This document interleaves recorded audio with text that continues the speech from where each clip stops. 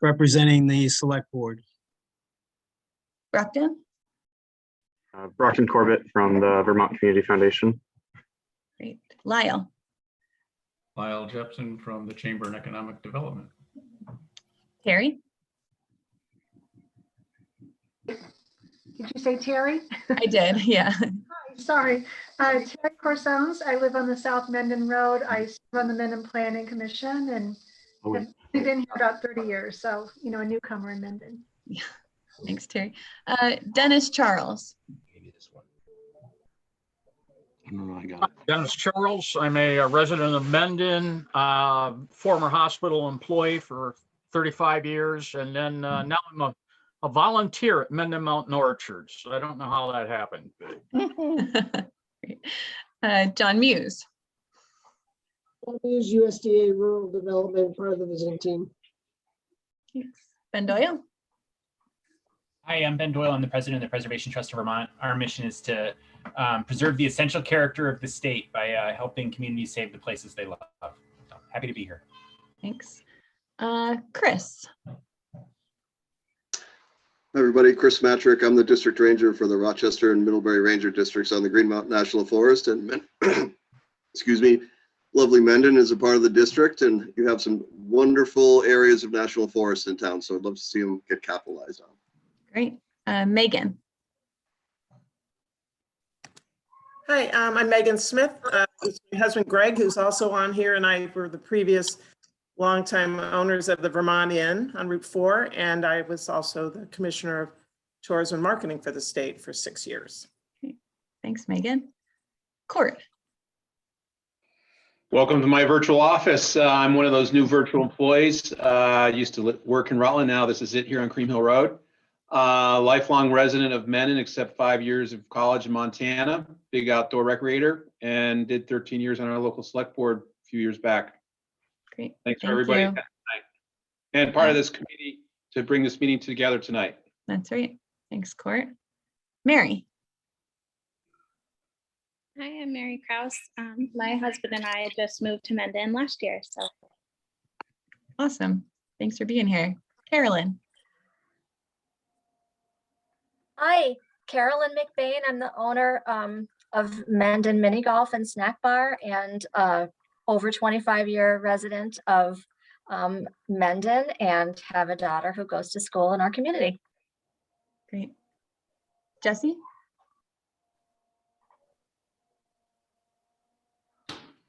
Hi, Jessie Bridge. I work for the town of Mendon, live in the town of Mendon, and I'm the director of the Barstow Youth Club through the school. So really looking to get some recreation stuff going on. Awesome. David. Hi, I'm David Krauss. I was born and raised in Rutland Town, right next door, and I recently became a Mendon resident up on Cream Hill. Awesome. Andy. Hi, my name's Andy, and I've been a resident in Mendon coming up on 5 years. We live on Old Stockbridge Path, right behind the town office. Awesome. Thank you. Carol, are you there? Can't see you. So I'm here. I'm a new resident to Mendon. I've lived here for 3 years. I live on Route 4. Great. Oh, sorry. Carol Robbins, another Carol. Oh, yeah. Hi. Hi. I'm Carol Robbins. I have lived on Meadow Lake Drive for 35 years, taught in the high school in Rutland. I'm also a realtor and very interested in our town. Thanks, Carol. Joe. I am a second home owner over in Mendon on Ridge Road. Been coming up there now for 30 years. And we've been skiing there for about 40 years. And I just want to say this is great that you guys are doing this. It's my first time getting involved with the town here, but you guys look like you're doing a great job. And we love Mendon. Awesome. Well, glad to have you, Joe. Larry? Hi, Larry Grissell. My wife, Wanda, and I have been Mendon residents for 39 years. We live on South Mendon Road. I served 2 terms on the select board, and I'm just back on the select board now for my 3rd term. Greg Smith can wipe that smirk off his face. And as long as we're in recreation, I've been on the Mendon Recreation Committee for 32 years, so I can give you Great. any information you need. Wonderful. Thanks, Larry. Mark? There we go. I'm a Mendon resident, recently on the development board, and also a member of the creative economy in Rutland. Great. Where we produced something called Friday Night Live, and Yeah. it was the street closed down. So I'm aware of the process, I've been in it, and yeah, we actually did something. Yeah, I've heard a lot about Friday Night Live. That's great. Thanks, Mark. Alexander. Alex Johnson and my wife Andrew and I and our kids moved here, bought our house in 2016. We were heavily involved in our town planning and recreation development in our last town. And so this is fascinating to me. I love the effort and I'm looking forward to hearing more about it. Great, thank you. And Nicole.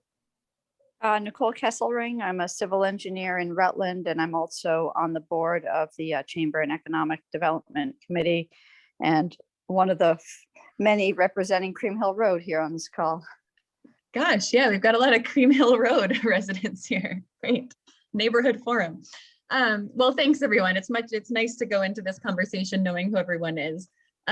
So let's dive right in. I'd love to hear assets. What's going well around recreation in Mendon? And I will say, I think the steering committee was certainly thinking kind of outdoor recreation and how that connects to economic development in the community. But I think this is open. This is an open forum, and we certainly welcome recreation thoughts beyond just, outdoor rec. What's going well today in Mendon? I'll pipe in to get things started. Yeah. Again, welcome everyone. I made a quick list here of things in Mendon that we can do, and I don't do all of them, but I do a lot of them. Everything from fishing, hunting, walking, hiking, biking, both mountain and road biking and cross biking, backcountry skiing, snowshoeing, apple picking. So there's so much to do in this town. And, I know that one of the big pushes, being on the committee for the last couple of years, that, things that I think probably the biggest recreational thing that's been kicked around is working to try and connect some of the mountain biking opportunities in the Killington region with the Rutland City Pine Hill situation. Mm-hmm.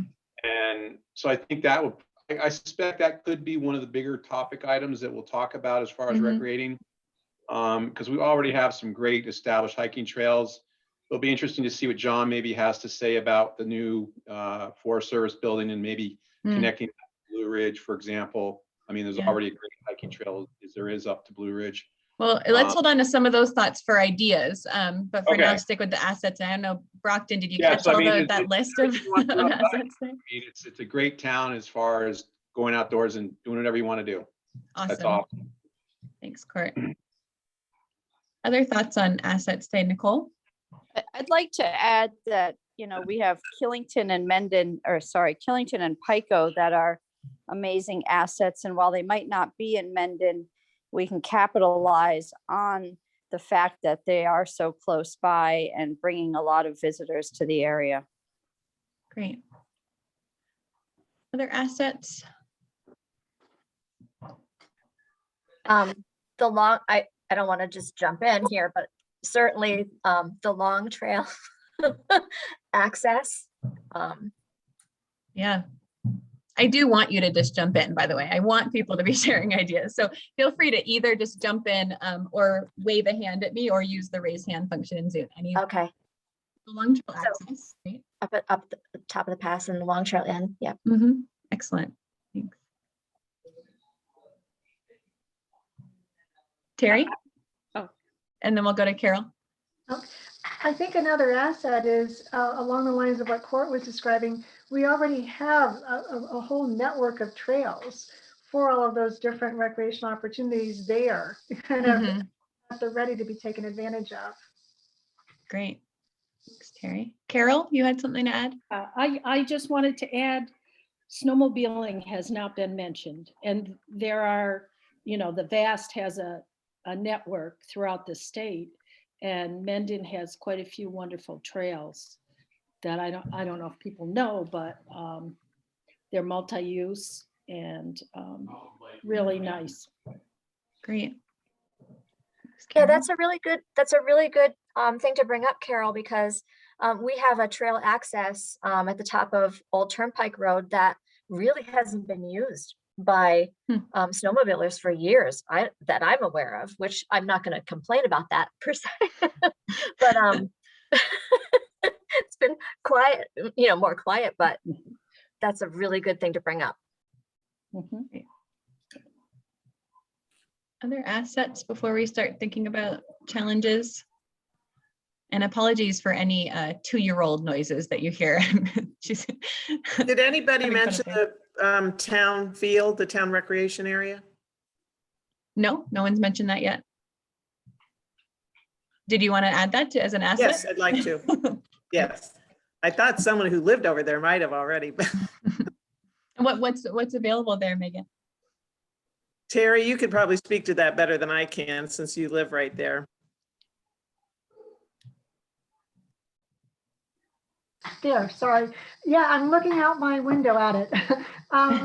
It's a beautiful ball field, dugouts, a new actually multi-purpose court with a basketball hoop, a playscape, and then also a trail network immediately behind it that's available for hiking or we snowshoe hike or cross-country skiing.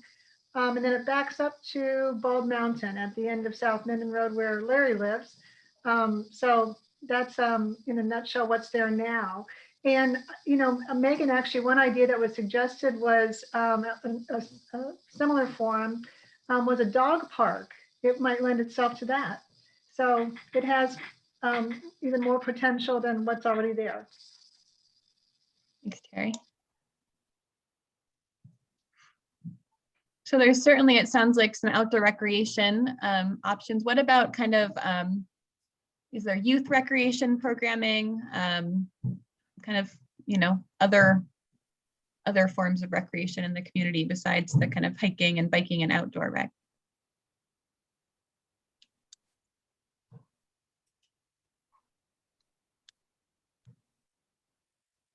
For any? This is Terry again. I know, for example, Barstow utilizes the ball field here. They have Little League, they have T-ball, and there's a Rutland County or Rutland City, I guess, rec department that a lot of kids in Mendon have taken advantage of for, local recreational opportunities. But the ball field would be the one that comes to mind for organized sports. Got it. Thanks, Terry.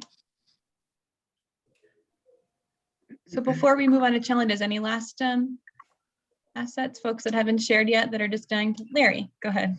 The town of, the town of Mendon is tied in with Chittenden with the Barstow Youth Club. And that's where our kids go to grade school, elementary school.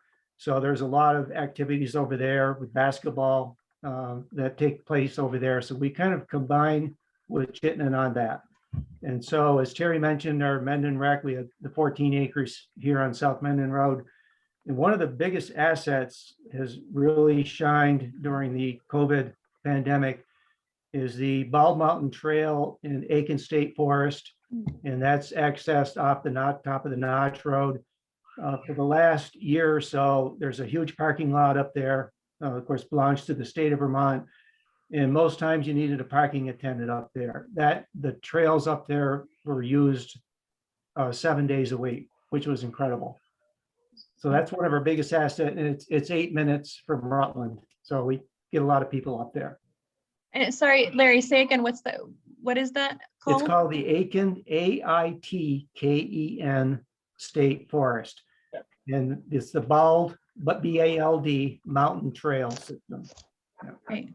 It's a Larry. gem. Yeah. Yeah, sounds like it. And just to add to that, as far as hiking, the Buckland Trail, which is on Wheelerville Road, is the trail that takes up the backside of Killington. And I was out there riding my mountain bike a lot this summer and the cars would be parked down both sides of the road. There'd be 50, 60 cars there on a Saturday or Sunday to access that trail. And that's the Buckland Trail. And also the Canny Trail, Blue Ridge is heavily used now too. Well, why don't we go ahead and shift to thinking about challenges? It sounds like there are some incredible assets in Mendon around recreation, and really serves as a central location to access all kinds of different options. But I'm sure there are challenges too, or concerns, or things that you might think are lacking in the community around recreation. Anyone have thoughts on that?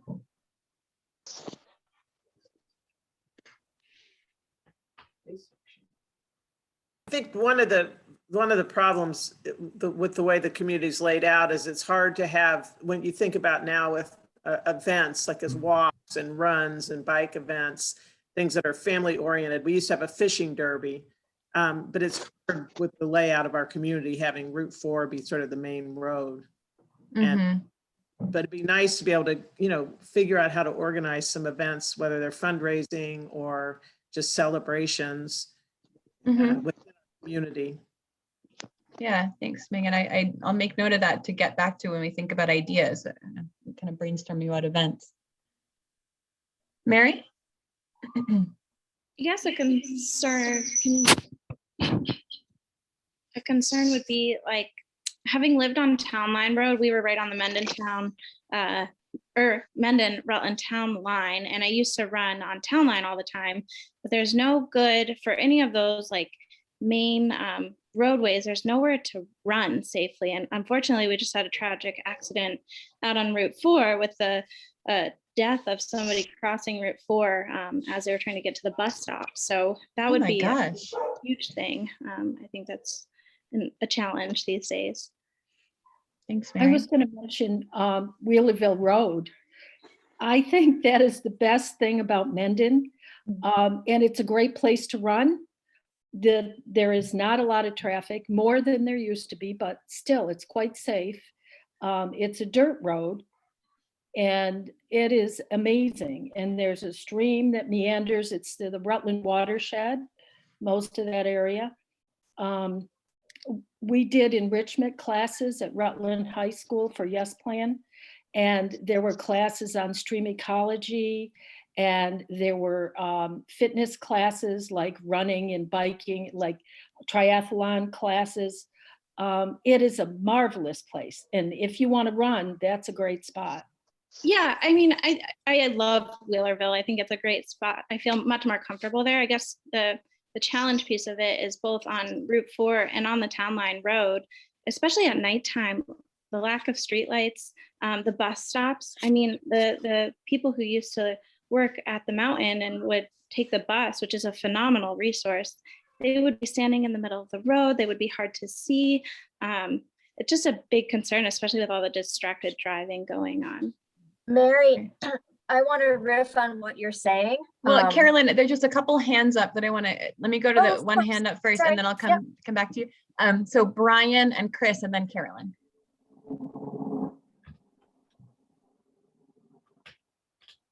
Yeah, this is Brian. One of the things that strikes me, I live just off Route 4 here, and I rode my bike down Route 4 yesterday, and it's just as scary as ever.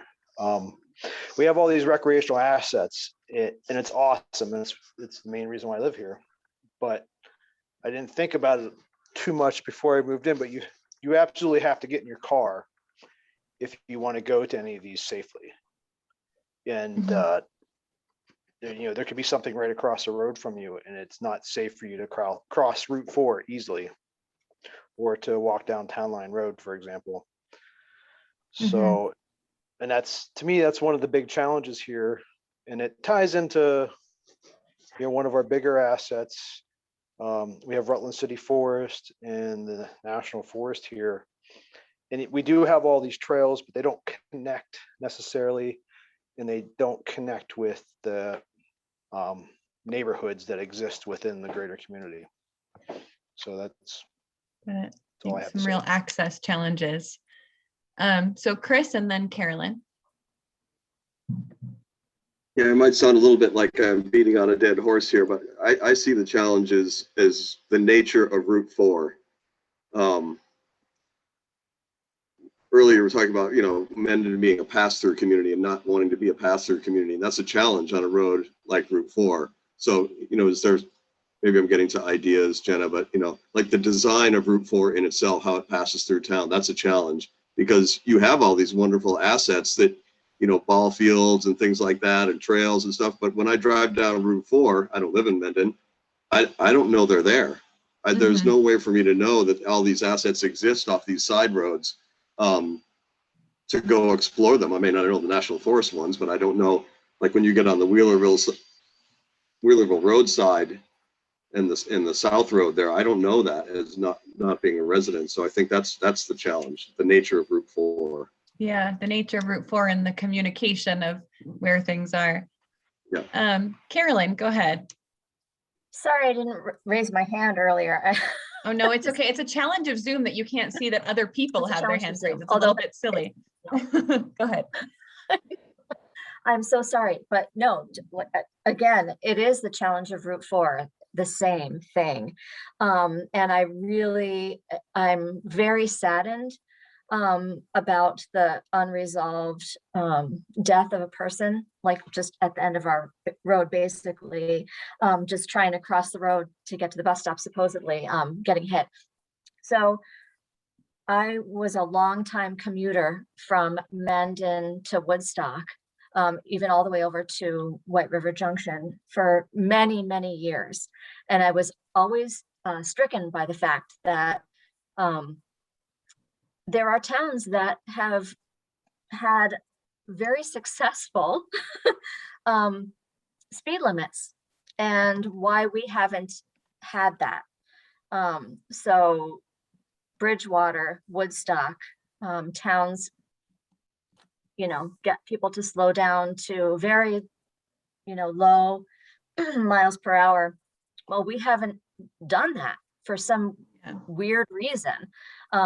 So I think that if we were to have much stricter speed limits going through and just, and patrolling, we would have a better situation. It would cause people to pause, right? Right. There's no slowing right now. Yeah. There's no slowing. In fact, it's very fast. I call myself the unofficial pace car for the state of Vermont when I'm going to and from Rutland, because I'm like, you're gonna go the speed limit. Yeah. Well, I'm gonna go. I just did 2 more hands raised. My Zoom keeps telling me my internet connection is unstable. Ben Doyle, if I drop off, will you take over? Thank you. Okay. Deanna, go ahead, and then Greg, and then we'll shift to the next question. Yeah, I would just, I guess, I don't know if this is an issue, but I would just raise it based on an observation of mine since I'm newer to Mendon. So the point about, I've done some jogging and walking on Wheelerville Road, and there were times where I thought about maybe going up the Buckland Trail to the comment earlier, but then I didn't, because I did see the many, many cars that were parked around there. And so I just raised the possibility, I suppose, of whether there is overuse of that trail, because everyone's like, oh, it's Killington, and there are other great trails in town. I have hiked on the Canty Trail, even though I've only been in Mendon for 1 year now. And it's just maybe we need to sort of spread the word better about all the options so that we don't get to a place of overuse. Or is there overuse now? Yeah, got it. Thanks, Deanna. And then Greg.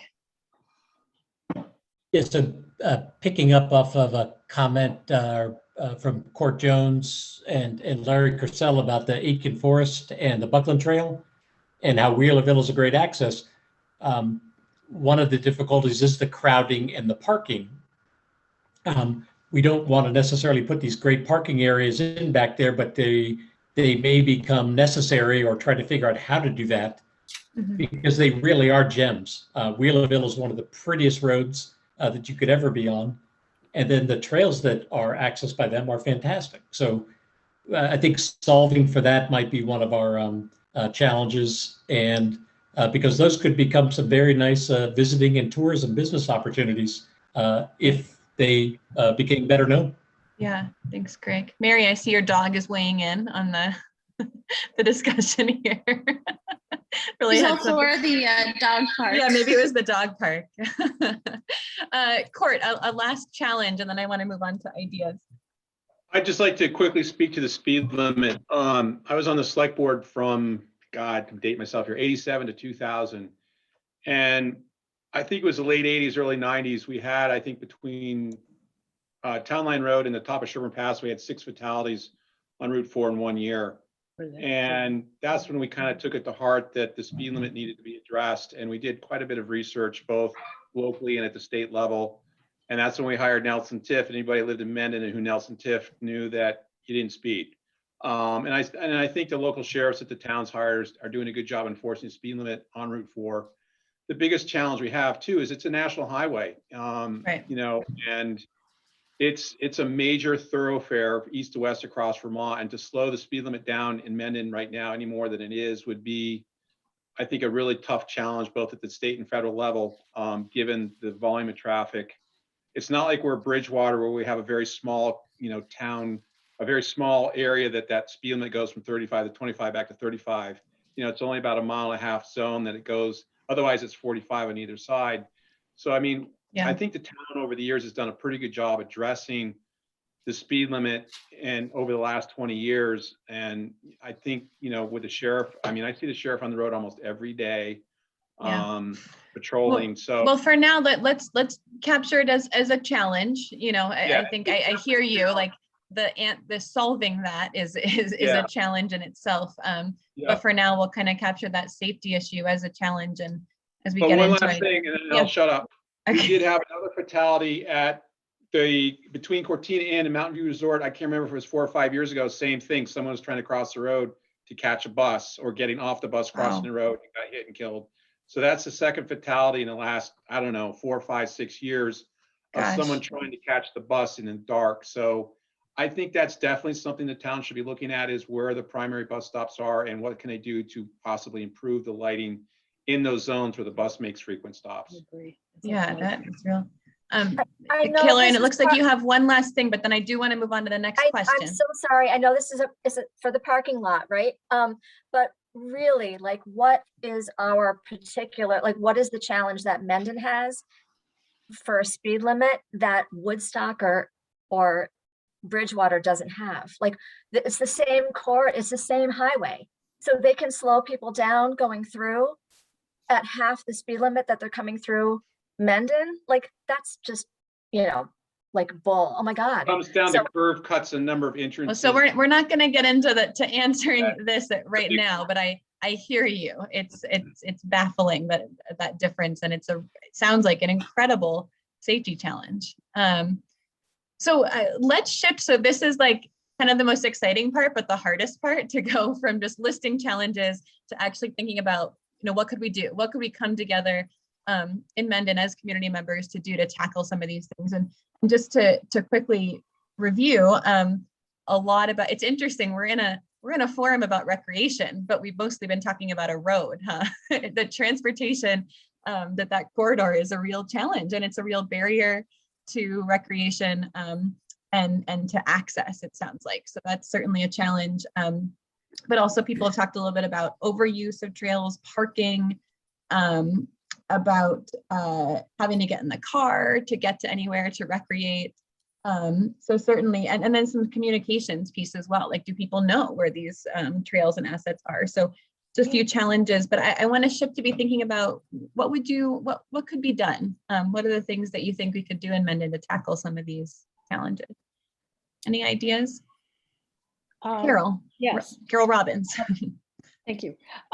Pittsford. I don't know how many of you know about the trail, the hiking trail, walking trail system they have, but they have brochures, and they've recently added trails of various degree difficulty, and it's helped. More people are walking there, and I think if we had maps available of the places to recreate off of Route 4, that would be a possibility. Great. So creating maps to point people in the right direction. It's Green Mountain Trails, right, in Pittsford? Is that what it's called? No, they're just called Pittsford Trails, but a lot of them are private land. But they go through the recreation area, which is the community. Got it. Great. Thanks. Other ideas for what could be done? How about on that same thought, a Facebook page to maybe help promote the trail system? Great, a local Facebook page to promote the trails and what opportunities are out there. Yes. Let's see, we'll go to Alex and then Jeff.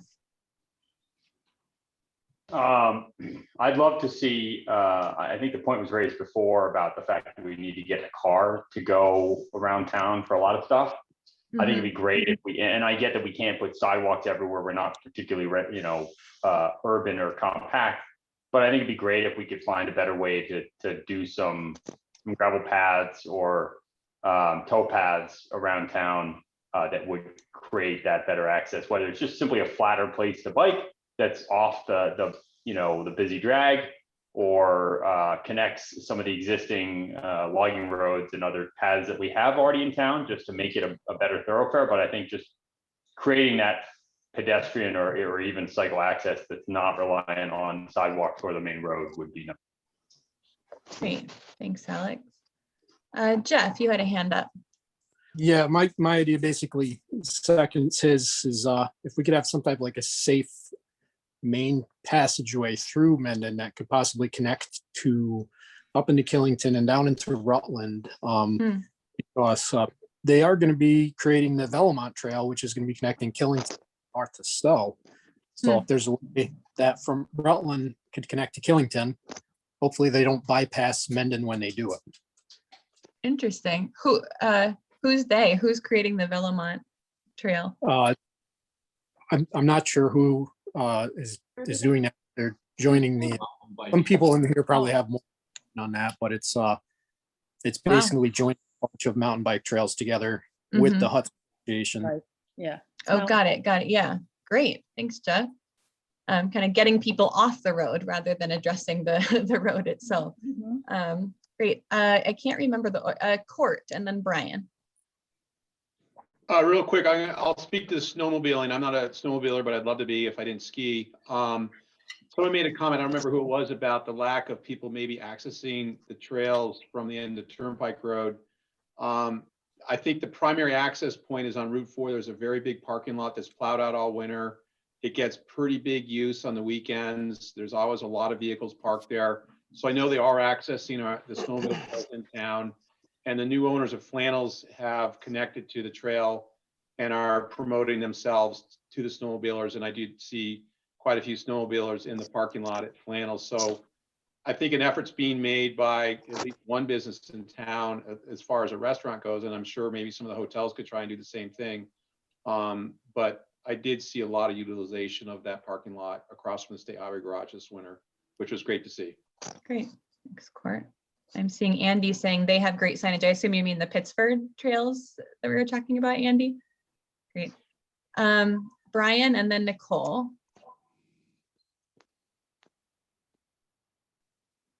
Hey, this is Brian. I worked on the Villemont planning through Mendon for about 2 years. And we actually wrote, I wrote most of it. It was a grant proposal to Better Connections. And it involved the town of Killington and Mendon and Rutland Town and Rutland City. And we actually did pretty good. We didn't quite make the cut for a couple of reasons, but I was told that it was pretty high on the consideration list. Oh, interesting. So you applied together with Rutland, you said with Rutland and Killington kind of collectively for a Better Connections grant? Yeah, along with Mendon in Rutland Town. Wow. And cool. And had several proposed or potential routes planned through the area, National Forest, and so our biggest landholder in Mendon is the city of Rutland. So Rutland City Watershed sits along Wheelerville Road. And I had discussed, I had 2 meetings with Jeff Wenberg at the Department of Public Works, and he listened to us, but he wasn't really interested in putting any more people in the watershed. So that's a big challenge right there. It's that the current superintendent doesn't want people in the watershed. So he would Yeah. be opposed to bigger parking lots and more parking and more trails, generally speaking. Oh, so there's quite a lot of work that's gone into that conversation, Brian, it sounds like. I put a That's huge amount of interesting. work into it. Yeah. And so we're talking about things that are needed, not, so I want to come back to that. And Wow. so what I was working with the Pine Hill Partnership in Rutland City because they were, they were an organized 501c3. And one of the things I thought that we could use in Mendon, so that Mendon can be in the driver's seat for whatever comes through instead of it being a pass-through town, would be to have some sort of land conservation group. And so land conservation groups can take many forms. They can be focused on economic development, they can be focused on recreation, or both, or whatever you decide. But I feel that's something that would be needed. So it would be, so everybody could come together and work together. I've been living here for almost 5 years now. And my biggest frustration with working in the area is that there are too many chiefs and not enough Indians. So everybody wants to do their own thing and nobody really works together. So some kind of coalescing of these initiatives to work in the same direction. Right. So if you wanted money to pay for these things, you'd have to have an organization that could administer the funds. Yeah. So I mean, that's kind of, I feel like that's the big stumbling block right Yeah. there. Yeah. Thanks, Brian. Nicole, before I come to you, Andy, it looked like you had wanted to respond to me before, but I moved on before you were unmuted. Did you want to say something? Oh, no, you were right on point when you were reading my message about the good signage. I was referring to the Pittsford Trail Network. They have signage on the roads, and then once you're there, they have good signage within. So I was just commenting on that. Yeah. And kudos to Brian for all of his work on that Villemont. I was following it from afar, and it was awesome. And hopefully something can happen with that. I think it's a great resource for the community. Great. Thanks, Andy. Nicole? I just wanted to add a couple things. Jeff Wenberg has actually retired already, so maybe there's some new opportunity and discussions with the city of Rutland. But this is more of a question, but I've been hopeful that there's opportunity with the Forest Service coming in to Mendon with their new facility, that it also offers an opportunity for people to come and stop and visit the area. I don't know if someone from the Forest Service can provide any insights, whether there'll be trail connections right from the Forest Service facility into any of the other trail networks. I know that some of the other Forest Service or ranger stations have like mountain bike trail networks, like the ranger station up in Rochester has a phenomenal mountain bike trail network behind it. And if we had something like that here in Mendon, it would present an opportunity to make some of these connections like Brian was talking about with the Villemont Trail coming through and then continuing even further. Yeah, thanks, Nicole. I'm not seeing John Sinclair still with us. I'm not seeing him. Chris, I don't know if that's something that you know anything about and could. Yeah, I am here. Sorry, I was eating dinner. So John, there you are. I couldn't find your name anywhere. I turned my video off. So there is always the possibility of that connection. There's nothing approved right now as far as a connector directly from the future supervisor's office to the existing trails. When we did the environmental analysis for the supervisor's office, that was originally included in that proposal, but concern raised by the immediate neighbors to the facility regarding parking and point access, security access for their property, stragglers off.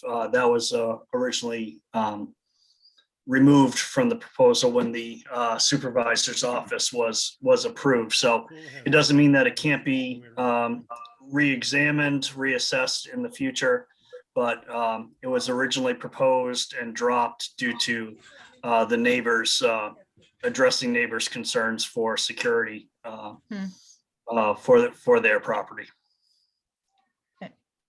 Sean? Jen, I'll just add to what John said. Just again, it goes back a little bit to what was said a few minutes ago about the Villemont. You know, with Villemont planning, we're looking at the Villemont as well. We have segments of the Villemont that were proposed to be on National Forest. Some have been approved already. Some of the trails up here in Rochester as part of the Villemont. Conceptually, we have it approved all the way down to the South Pond tract, that Trust for Public Land property that we're slated to acquire sometime later this year from the Trust for Public Land will become National Forest System land. So we have a line on the map up to that point on National Forest System for the Villemont. So it's just finding that connection as it moves further south.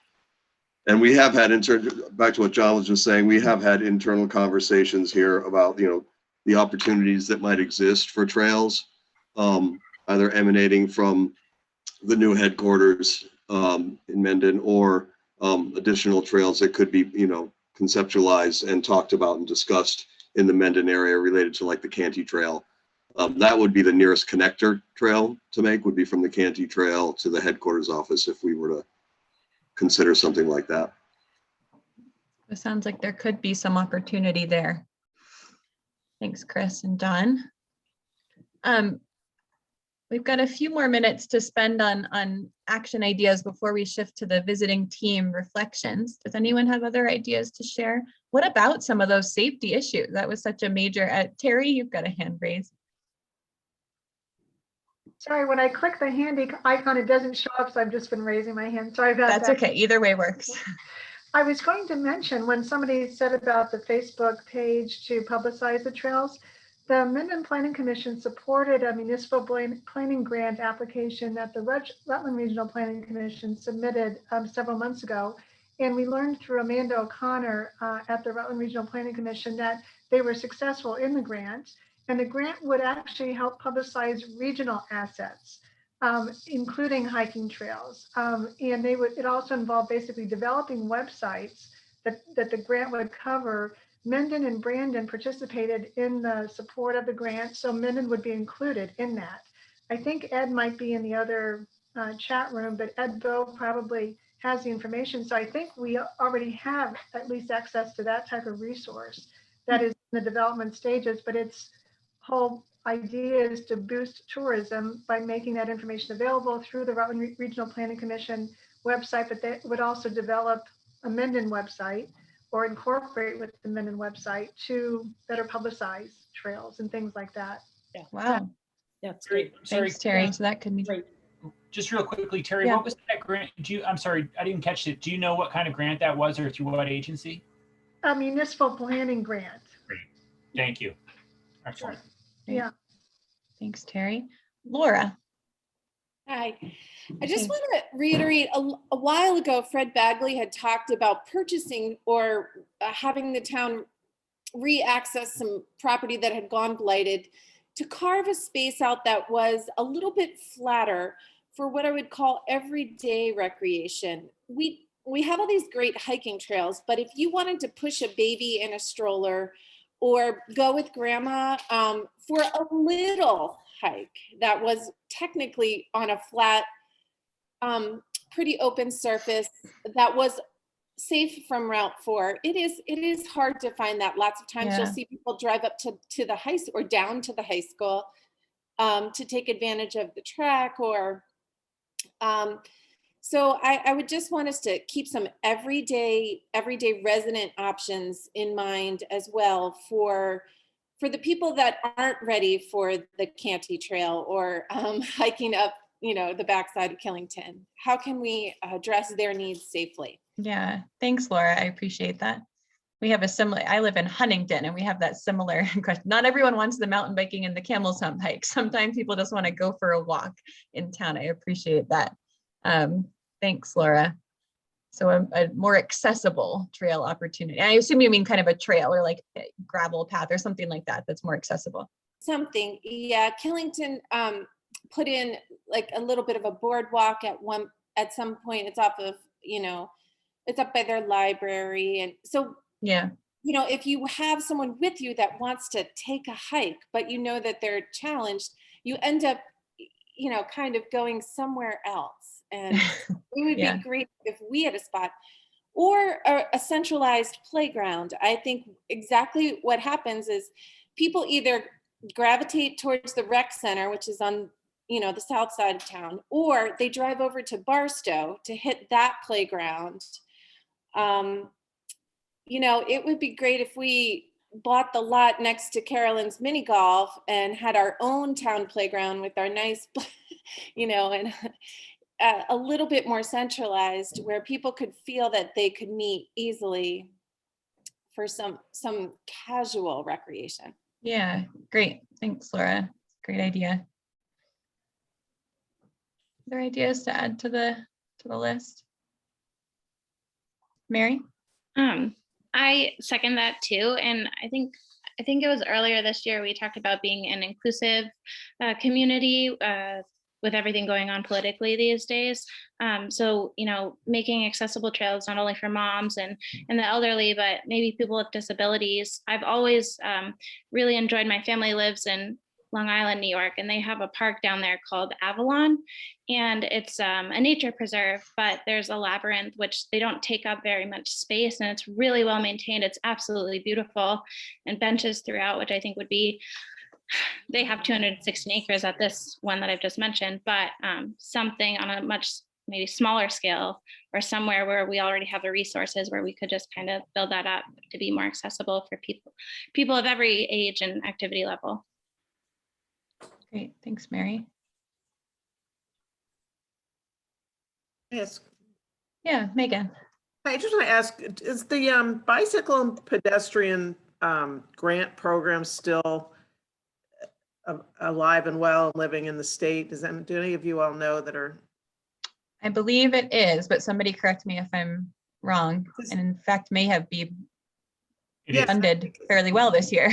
I don't know. Yeah, because I participated in a few of these in other, parts of the state when I worked for this government. And that was a great program. And I think we should keep an eye on that and possibly figure out, down the road using that resource. Yeah, thanks, Megan. It's a great thought. Any other thoughts on that road, the safety piece? I mean, real challenges around the safety of crossing. I know, Carolyn, you mentioned the Long Trail parking lot, to access like up at the Long Trail Inn, crossing there to hike up Deer Leap, or, it's terrifying. I wonder if folks have any thoughts on ways to address that. I know it's, like Court said, it's a real challenge. Well, I just want to jump in again. I feel like it's the will of the town to, what I understand. The Court started to talk about like the dynamics of the road and the turns in the road and et cetera. But I think if a town has a will to say, no, you're going to slow down when you come through here, that we should do that. It's been an issue for years, and just hearing that, recalling the number of people who have been hit and killed. There was a boy who was killed years ago going from Town Line Road to what used to be the Hog Penny. My gosh. And that prompted, I think that's what prompted a flashing light at that point. But I don't see why there's any reason why Mendon can't say, hey, this is a town, you're going to slow down when you go through it. Mm-hmm. Just like Woodstock, just like Bridgewater. Although those are like smaller, there's more of a village type of a situation going on. But I think where there's a will, there's a way. We just say, sorry, we're the highway that goes from New Hampshire to New York, but too bad. I think well, hold on. I was told that Larry's had a hand raised for a while. Sorry, Nicole. And then Court has one too. Larry, were you trying to? I can't see you. There you are. Yeah, that's a good point on Route 4. It has to be known that V-Trans controls that. And I think that's been looked at in the past to change the speed limit. Actually, it was changed in Mendon to 45 at one point. It's a multi-year process, and V-Trans has complete control over it. It's something you can certainly look into. but it is a long process. Yeah. And as we know, being on the select board, we have 2 speed limits in Mendon at 45 and at 50 miles an hour. And the problem is, to many people, that's just a guideline. We know by the tickets that are issued, the actual speed that is going on Route 4, and it exceeds well over 50, 55, and 60 miles an hour. So that's part of the problem. Yeah, thanks, Larry. So I'm going to go Court and then Nicole, and then I do think we need to start to shift towards some visiting team reflections. Court, do you have an idea to I'll be share? really quick, actually. I'll be really quick. Unfortunately, the top of Sherburne Pass is not in our town. It's just a mile past our town line, but I've crossed that road many times hiking the long trail, and it's just scary as hell. And I know when they paved the road a couple of years ago, they repainted the lines to try and make it safer, but to me, the only safe way to remedy that would be to put a tunnel under the road for the path for pedestrians to use. Yeah. And I would advocate that it's, I'm not in the town of Killington or state representative, but the only way to fix that is to put a tunnel under the road for people to use to cross the road, because it's terrifying. And the fatality, there was a guy killed there about 20 years ago crossing, and he got whacked, and it's just terrible. Yeah. But that's outside of our town, unfortunately. Yeah, right. Thanks, Court. Nicole? I think given that the road is a state road and the bureaucracy and changing anything with V-Trans is tremendous, maybe the place where there'd be the most success is lobbying for some safety measures, like Court mentioned, lights. There are new types of crossing mechanisms where once someone hits it, there's like a flashing light that would at least warn a driver that there's someone crossing the road. Safety measures might be one of the best options, because trying to make big changes on that road would be monumental. Maybe there are small steps that could be taken that would at least help address some of those challenges. Well, thank you all so much. I hate to cut off ideas, but I do want to make sure that we have time. I think we're getting moved back into the main forums at 7:39. So we've got 11 minutes. And so I'll ask our visiting team, we'd love to hear your kind of very brief reflections on what you've heard and any thoughts or advice you have for the group. And maybe I'll start with Lyle. Do you want to go first? Sure, and thanks for having me. This was a great conversation. And what I think I heard, I think I heard a theme, and I think that theme was, we moved here so that we could be spread out, but we don't really like being spread out. We want to get connected, and we want to get connected safely, and there are lots of ways we can do that. I heard connecting mountain biking trails. I heard specifically the safety, and I love what Nicole was saying just a minute ago. There are ways to have flashing lights and bus stops and more light in certain places. I heard light, easy recreation access for some members of the community. I heard a lot about, again, connectivity and access. I heard investigating grant opportunities and the asset piece that the Regional Planning Commission is going to do, which plays right into what you're talking about right now. I heard specifically someone not say this, but I think they meant connect our neighborhoods somehow. How do we connect ourselves to each other in a safe way? Wayfinding signage, I think I heard someone alluding to. But specifically connecting to each other is what I think I heard, and having a place to go to do that. Although you have that great 14 acres up near Larry, it sounds like there's something that people are missing, that they would like to be able to come together in a community hall or a community place with a playground, easy access, easy parking. So I heard a whole lot of great ideas, but it all came down to relationships between the people in the community. And that sounded like it's very important to people. Great, thanks, Lyle. John Sinclair, do you want to go next? Sure, Lyle did an awesome job of summarizing what I heard too. the assets that I heard repeatedly over were really the connection to the outdoors. That was a major asset. All the various outdoor recreation activities can be done in Mendon, and they were highlighted. We did hear about organized sports and opportunities that are there, ball fields and otherwise. Some of the challenges, though, that we heard or I heard were some of your assets are being well utilized and overutilized, and stressing those assets. Well, other similar assets aren't known and are being underutilized. So how do we balance the use of those assets to get better use of what's there, spread the use out to protect the resources, and allow better use and knowledge of those areas? The safety aspect was a major one that I heard come up over and over again going forward. Lack of knowledge of where places are for new people, those traveling through. It's a thoroughfare. They're getting to someplace else, but they don't know about your assets there, and that the recreation could be done right there in Mendon, and drawing people in.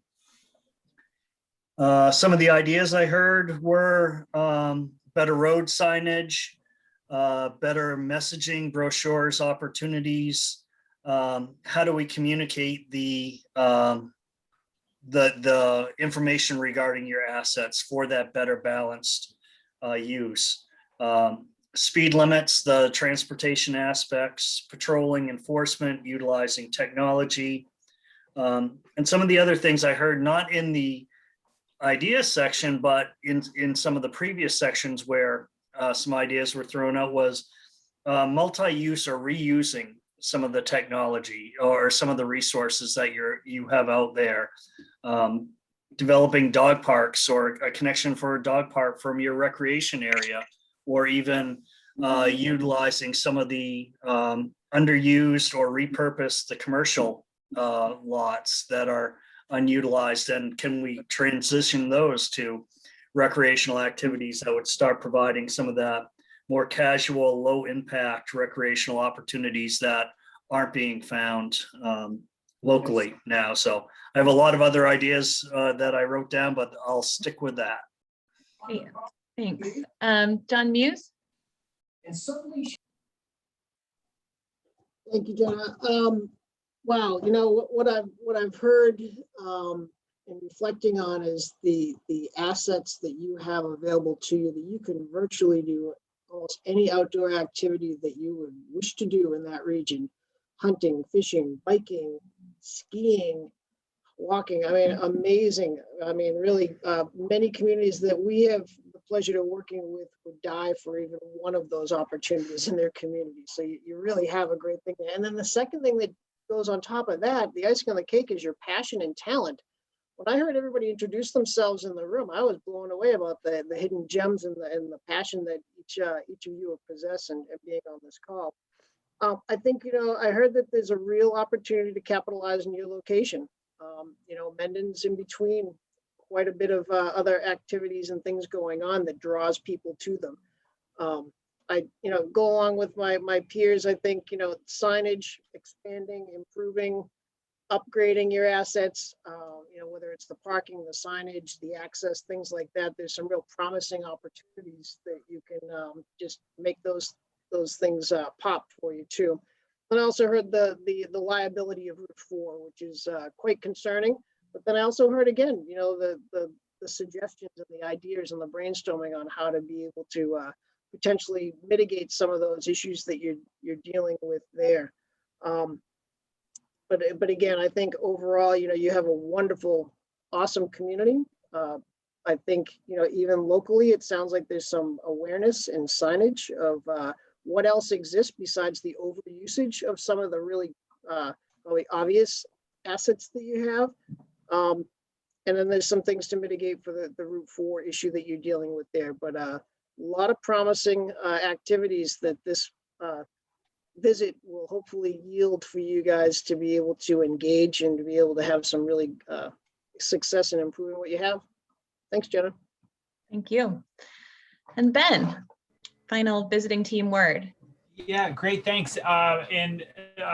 Thanks to, what a great conversation, what a fascinating community. You know, I drive through, I'm embarrassed to say it given this conversation, but I drive through Mendon all the time. And, you know, and I have to say, like, I've been thinking about that drive and saying to myself, when am I actually in Mendon?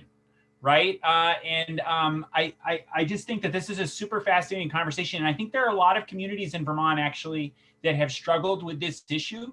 You know, I'm thinking about like Berlin, who's going through it right now, thinking about what does it mean to have a town center. Danville, which is on Route 2, which has a kind of enormous kind of traffic flow similar to what you folks have. And they really implemented a great strategy of slowing folks down.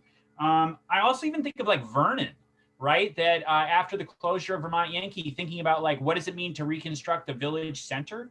And so, you know, a great conversation. I think what I heard of a theme like Kyle was the desire not to be a pass-through community.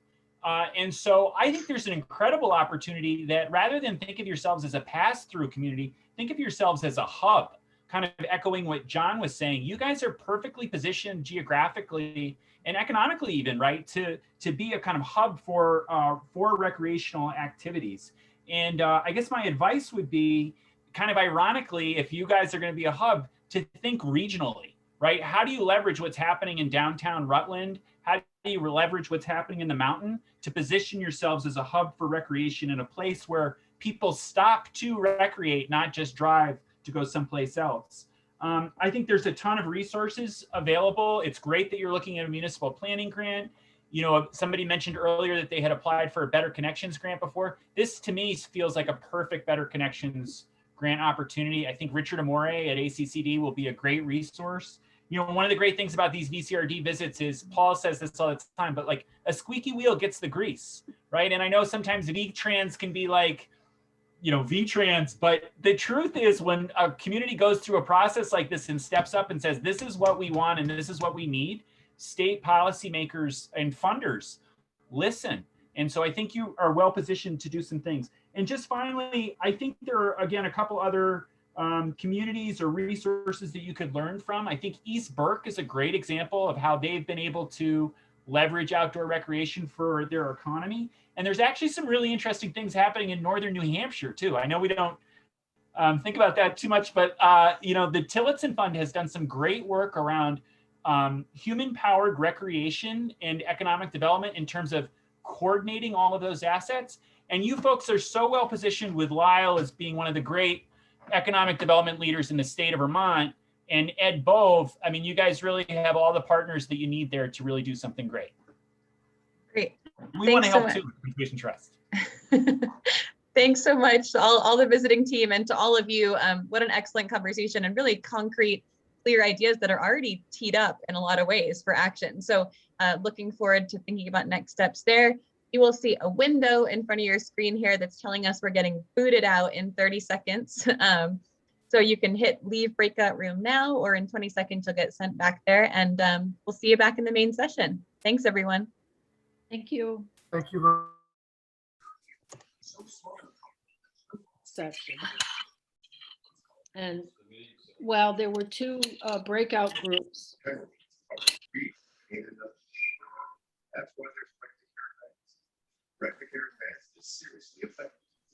Welcome back, everyone. Hello. Hey, Nick. Hello. Good to be back. Mid-sentence, as always. Oh no, actually, we how it were goes. perfectly rounded up with Ben Doyle ending it right on time. Very well timed. Well, sorry. Good for you guys. I feel bad. I cut Trey off mid-sentence, but I feel bad I went think too it was all long. pretty good. Sorry, Trey. Ed, usually when I come through Mendon, it's to visit you, and it's always a pleasure to see you. So that was, you hit on a lot of the right themes there. So we thank you, everyone. It seems like it went fairly smoothly getting into the breakout rooms. Really great discussion on our end anyways, and it sounds like in the other room too. We are now going to do our second round of breakouts. So bear with us for a moment. We are going to rename ourselves again. So Margaret, if you want to pull that up. So some of you got to do some renaming in the first round. Some of you, this might be a new technique, but I'll walk through it again just to make sure that everyone's got it. So in order to move, this is the first round. You can go to the That's the first round. Oh, sorry. Oh, you did 1 and 2. Okay. Sorry. I thought I was looking for 3 and 4. Okay. So for this second breakout, again, you'll have 2 choices for conversation. Breakout room number 1 is the vitality of our economy. And breakout room number 2 is quality of life and supporting families. What you'll do, there's a couple different ways to rename yourself. If you know how to do it, go ahead and do it. Make sure that you change your number from the first round to which one you want to be in the second round. You can hit participants on the screen, and that'll bring up the participants window, and you can hover over your name and click on rename and add your 1 or your 2 there. Or you can find your picture or your name and right click on the screen, or click even on the 3 little dots that pop up at the top of your little square on the screen. And you'll just want to, if you want to go to the vitality of our economy conversation, you'll add a 1 in front of your name. And if you want to go to quality of life and supporting families, you'll add a 2. So if you want to pull that down, Margaret. Yeah. So for those of you that that all just sounds really confusing, that's okay. Stay in the room and you can be sent, Margaret can help assign you to where you need to go. And same, I think we did have maybe 1 or 2 people on the phone. So if you're on the phone, it's easiest just to, I think you'll need to just stay in this main room, and then you can let Margaret know which one that you want to go to. So hopefully everyone feels ready to go. Nick, do you need time? I don't know. Do you know any jokes, Jenna? Maybe just No. another like a minute here. I'm desperately trying to sort, folks. I think we're better off just hanging out than hearing any jokes that I would have to share. So all right, making progress. Almost there. I'll sound off. Mary, do you have a question to ask? Are we basically just swapping like we did the vitality? Now I want to go to number 1. I want to do the opposite of what I did. So in the last one, I think you were in community connection, identity, and sense of place. Is that right? So this one, you have 2 new choices. So for this one, you can either go to the vitality of our economy or quality of life and supporting family. I think I want to do the economy vitality business. Okay. So if it's okay with you, we can just put a 1, or Nick, maybe you can assign. I got Mary. you there, Mary. Yep. Okay. All right. So I think we're mostly there. There's a couple of folks who still haven't retitled, but other than that, I guess Margaret will hang back again. Yeah. Al, were you just saying 1? Yeah, please. Okay, you can put Al in 1. All right. So Nick, why don't you go ahead and send us away, and then the folks left can tell Margaret where they want to be. Oops. Hi, everyone.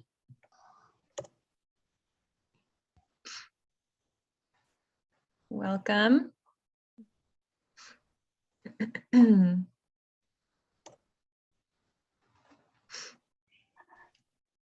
right.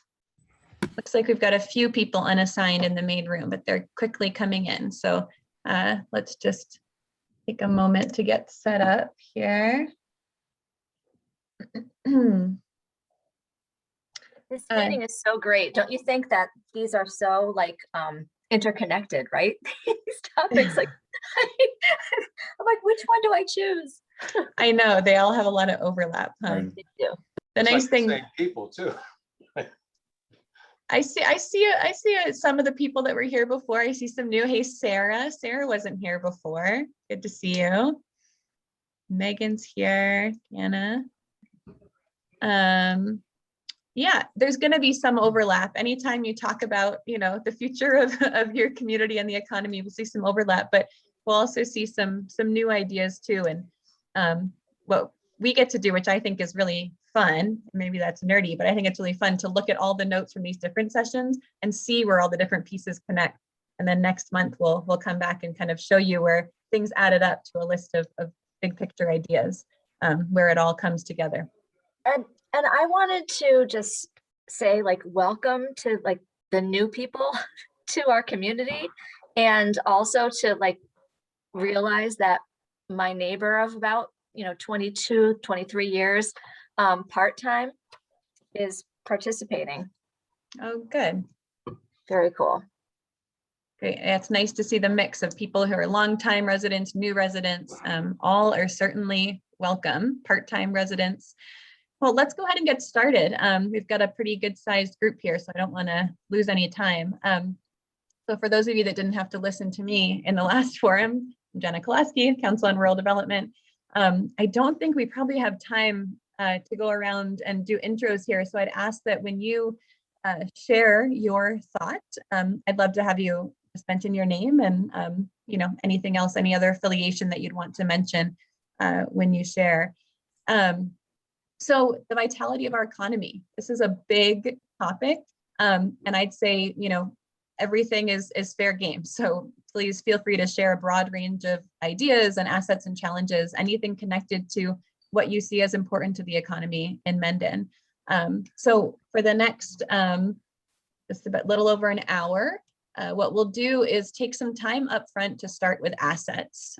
We'll talk about what's working today, what do you like, what's going well in the economy in Mendon, and then we'll really dig into some of the challenges. What are the things that you're concerned about or worried about that maybe need to be addressed? And then we'll spend a lot of time thinking about action ideas. Like if we think about those challenges and those potential opportunities, what are the things that should be done and that could be done in the community to address those? So just a kind of logistical piece, I did notice in the last session, I wasn't seeing everyone that was waving a hand physically. So if I'm missing you, please feel free to chime in or use the raised hand function in Zoom. And you can do that either by clicking on participants and hitting raise hand or reactions. There's an ability to raise your hand in there. And if you're on a tablet or phone, I think if you just click on the screen, there's like a little menu that you can click on, and there's a raised hand option in there too. So just one way to chime in. Al, you? Yeah, I just have a question. Is it too late to switch to another group? No. Was it me? No, I'm just kidding. No, it wasn't anything you said. No, We're so offended. I hope you don't take it personally. I will not, and yeah, I don't think so. I think can't you do can. that? I can no, I think you can. Sit here. Nick's, Okay, Nick's doing it. I got it. You got it, Nick? Yeah. A lot, Al. Okay. Bye, Al. Bye, Al. All right. All right, so let's dive into it. So let's start by thinking about assets. What are things that are working well today in Mendon around the economy? Sarah, and then Megan. Okay, I'll start it off. So we love our little orchard in town. It's a gem. Thank you, Dennis, for being here tonight. We love our sugar and spice and our thriving businesses on Route 4. We have a lot of long-term businesses on Route 4 that we really cherish a lot. Some of the things that we're going to stick with assets. So we're sticking with assets for now. I'm going to stick with assets. So, we have a lot of properties that are real gems that, we need to continue to promote locally to keep people coming through their doors. So we do have a lot of great viable businesses on Route 4. Great. Thank you, Sarah. Megan? Well, I was just going to mention, I live on Esquiline Hill back behind Sugar and Spice, and I just wanted to mention the mini golf and Sugar and Spice are so great for our little part of town because we can actually walk there and enjoy both places. So great. Yeah, Carolyn, I got to say, I was really bummed that the mini golf was closed when Nick and I were in town putting flyers up. I'm so sorry. Very seasonal. We'll come back in the right season. Lynn, are you raising a hand? You're on mute right now. You'll have to hit unmute so we can hear you. Okay, thank you very much for what you're doing, by the way. I'm very, very grateful for what's going on here. Well, glad you're here. Yeah, I've been pretty much living like a recluse for a long time, and I'm ready to sort of rejoin society, you might say. Yeah, my greatest asset is my son, who now has an amazing initiative in London. He has a business is the wrong word. He's a scientist, and he goes into laboratories, university laboratories, and helps them reduce the pollution and save energy. And it's really quite amazing. Some of his clients include Oxford University and Cambridge University. Okay, just to give you an example. Wow. I miss my son, and I hardly ever see him. And I'm thinking that it would be amazing if because he has all these wonderful friends. He's very social, and most of them are quite miserable in what they're doing. One of them works for the European Union. One of them works for the Monetary Fund, International Monetary Fund. You know, they all have, they're wonderful young people. He's 33. And I would like to talk with somebody about having him bring a branch of his business here to Mendon so I could see my son more often. But also because I think it would be amazing if he could gather, his friends are all over the world, really. And if he could gather his friends in one place, the ones who are so unhappy in the places that they're working, and he's very creative. So I was wondering if there was someone you could suggest that I speak to who knows about these things, because I am really ignorant in this area. Lynn, I don't know if I have the answer for you, but I'm going to point you to Lyle Jepson, who's your regional economic development point person there. So Lyle, maybe you and Lynn can connect afterwards. Val, you have sorry, Lyle, you wanted to say something? Absolutely, and I don't know how to connect you to Lynn, so. Could I give you my phone number and we could talk, but not tonight because we haven't had dinner yet, and Can't wait. Let's do the logistics offline. But Lyle, maybe you could put your email and phone in the. I gotta talk to you, Lynn. Thank you. Lyle Jepson. I am not a good person on computers, so. All right, Lynn, we've got to call on the next person here, but Lyle's ready to help you out. Val, go ahead. Hi, I'm Valerie Taylor. I was on the other side for the last hour. So I do have 3 girls in the Chittenden school district.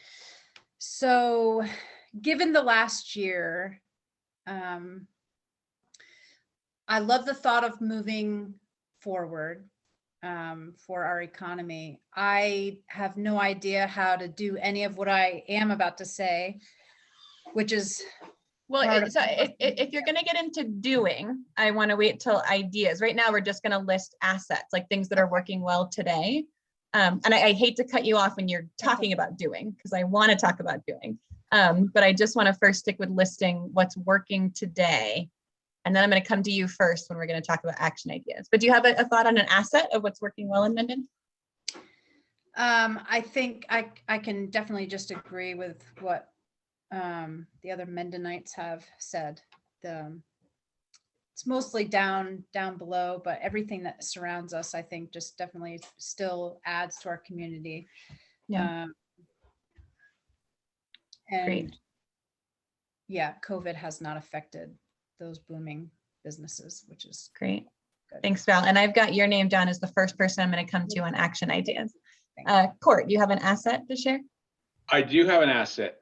I don't know where she is on everybody else's screen, but the girl right there named Val Taylor is our newly elected select board member here in Mendon. So I think it's important that those of you who don't realize that, congratulations, Val. And congratulations, Val. It's a challenge. And so Val has lots to learn. But I think she's going to be a great asset to our town. And it's the Mendon Chittenden School District, Val. Thank you. The shared school.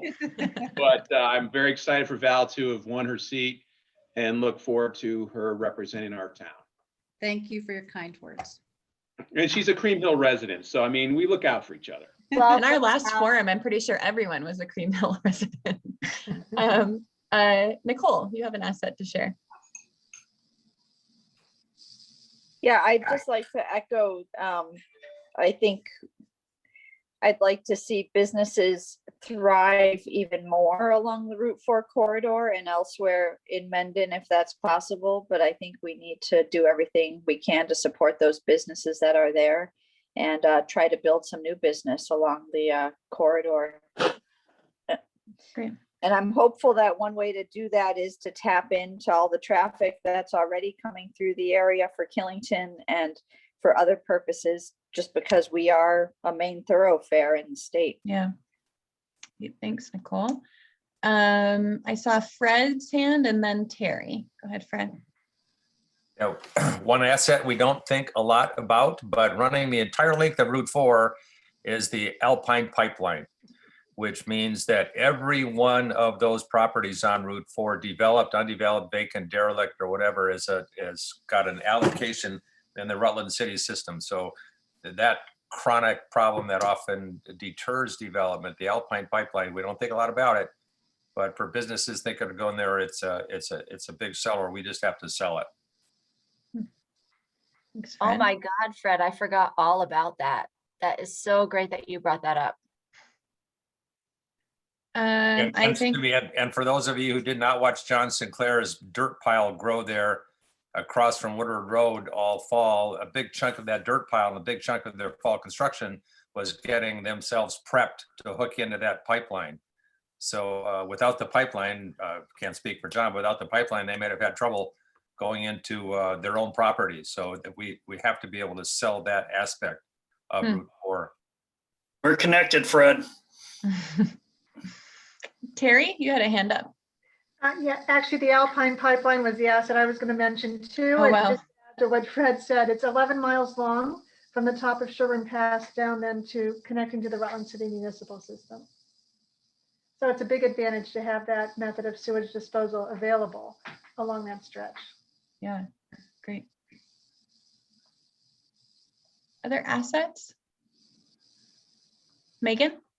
The Cortina, what's it now called? The Vista Senior Living, which is just opened. I think that would be a huge asset for our community. And of course, I can't not mention the Vermont Inn at the corner of Cream Hill Road and Route 4. Okay, thank you. You're so good, Megan. And how many beds? I mean, I think there are a lot of beds at the new facility at the Cortina, right? I forgot to mention that too. At the senior living? Yeah. Vista Senior Living is a great example of how we've redesigned and redeveloped an existing building into a new viable use. Yeah, really is. Other assets folks want to share before we move to challenges? Can I just, don't mean to jump in, but in terms of Go ahead. asset and challenges, the reconfiguration of Cortina Inn into the Vista Senior Living is going to be a huge asset. But if you look at their advertising, it speaks to our liability, because every advertisement they have, it's the Vista Senior Living Center, Killington, Vermont. Every one of them, including in the Rutland Herald. So it's an asset. We're going to love having it. It's going to bring people, business, and some vitality to that whole corner of town. But they don't know we're in Mendon. Interesting. I just want to correct that, Fred. Part of the challenge with them identifying with Mendon is they actually do have a Killington mailing address, because the post office delivers mail to their address through Killington. So that's part of the hardship with Vista as well. Yeah. But I get the concept of what you're saying, Fred, that like Killington has a certain draw and marketing allure, I guess, but that Mendon may not. Rich, you have a hand raised? Yeah, actually to that point, when I travel outside the state, I always say I'm from Killington, Vermont. And it's not because I'm not proud to be a Mendonite. It's that nobody That's what knows people know. Mendon. Right. So then I very nicely explain, we're a small bedroom community in between Rutland and Killington, Vermont. And that does it. So Yeah. I don't know if we'll ever truly, no matter how much marketing we'll do to overcome that, but at least they're coming to Mendon when they go to this Vista Senior Living Home. But an asset would be the commercial stock that we have, like Casella, like B-Tran, like I'm trying to think the pool place, Allen Pools. Allen Pools, thank you. And also we have along Town Line Road on the Mendon side, we have some great neighborhood developments, and all the way up into Notch Road as well. So those are really true assets for us. Yeah. Thanks, Rich. Hannah? Yeah, so sort of adding on to several of the things were just said is we don't have a big outward identity, so we get to create in a bit whatever we want to be from moving forward. I don't know that we're known for anything or have lots of preconceived notions about what the town of Mendon is. I think that's an asset. I love framing that as an asset. It was a little bit of a challenge in an asset, but that's great. There's an opportunity to. Yeah, there's opportunity. We don't have to overcome something. Yeah, necessarily. Yeah, thanks, Hannah. Mary? Oh, yes. We do have, the long trail goes through Mendon. Yes, so that's yeah. That's an asset. Definitely. There's been a lot of people on it too this year. Oh yeah. Trails, yeah. Yeah. Great. Yep. Other assets before we shift, let me just switch screens here and make sure I'm not missing anyone if you're, there we go, raising a hand. Terry? Yeah, I just emailed you what I consider an asset, and that's the Mendentown Plan, which came together last August, which actually includes a lot of the elements that we're talking about in this format right here, economic development, while taking advantage of the recreational opportunities that is offered. So I imagine I've seen that, but I did email it to you just now. But it's the title of it is Mendon, Gateway to the Heart of the Green Mountains. Kind of the idea, start your Vermont experience here. Great. Thanks, Terry. I'd love to take a look. And I know how much work goes into those town plans. So I appreciate all that you and the commission have done. Nicole and then David. I think we can't forget that Killington and Pico are an asset, even though they're not in the town, but they bring a lot of people to the area and we can capitalize on that. Yeah, thanks, Nicole. David, and then I think we'll shift to thinking about some challenges. Yeah, I was going to mention Pico, but the beauty of the landscape and the foliage, I think that's an asset that draws people to the area.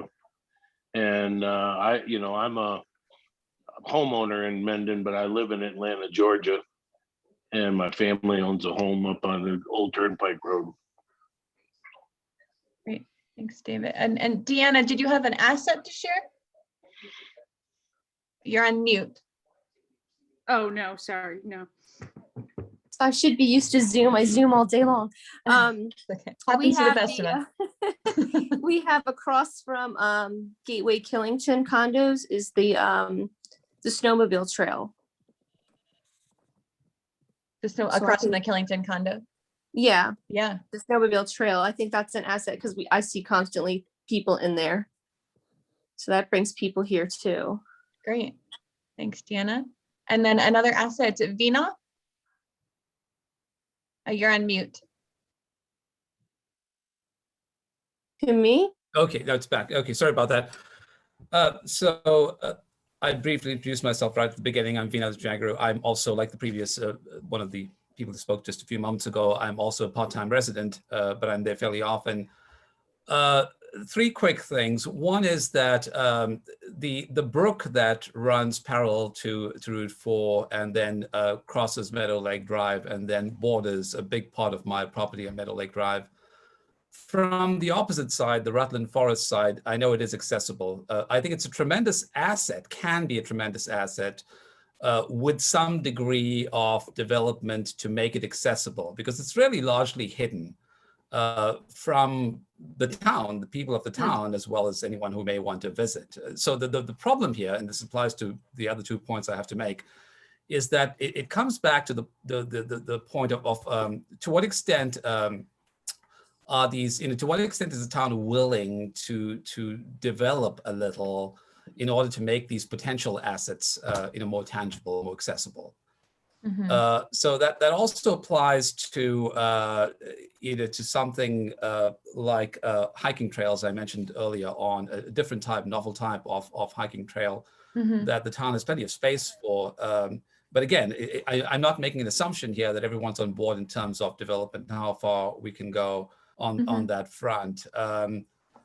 So those really, this also, the third point has got to do with we've heard a lot of during the course of the evening on businesses and new types of businesses for Route 4 to revitalize the corridor, which I've been observing now for 30 long years and definitely seeing a decline. I think they are novel businesses that can be aligned with environmental standards and be aligned with the character of the town without radically changing things. But again, it comes down to where's the balance between changing the landscape and economic development. And that's what I struggle with. Yeah, finding that balance. I'd love to dig a little bit more into that through the course of this conversation. Lyle, did you have something to? Just quickly, and I know I'm supposed to be listening, but maybe someone said it earlier, but you've got like 60 people on this call tonight and such a variety of talent and passion. That doesn't always happen. So that definitely is an asset for Mendon. Yeah, absolutely. Thanks, Lyle. So let's just, I want to, Larry, I see your hand, but we have pretty limited time. So I want to shift, and I hate cutting off assets. It feels so ridiculous. I'd love to just sit here and celebrate Mendon for this whole hour, but of course, I'm sure there are challenges. That's probably why a lot of you are here to share some thoughts on some challenges and ideas. So I'd love to hear, does anyone have thoughts on things that might be barriers to economic vitality or things that concern you about the current landscape today?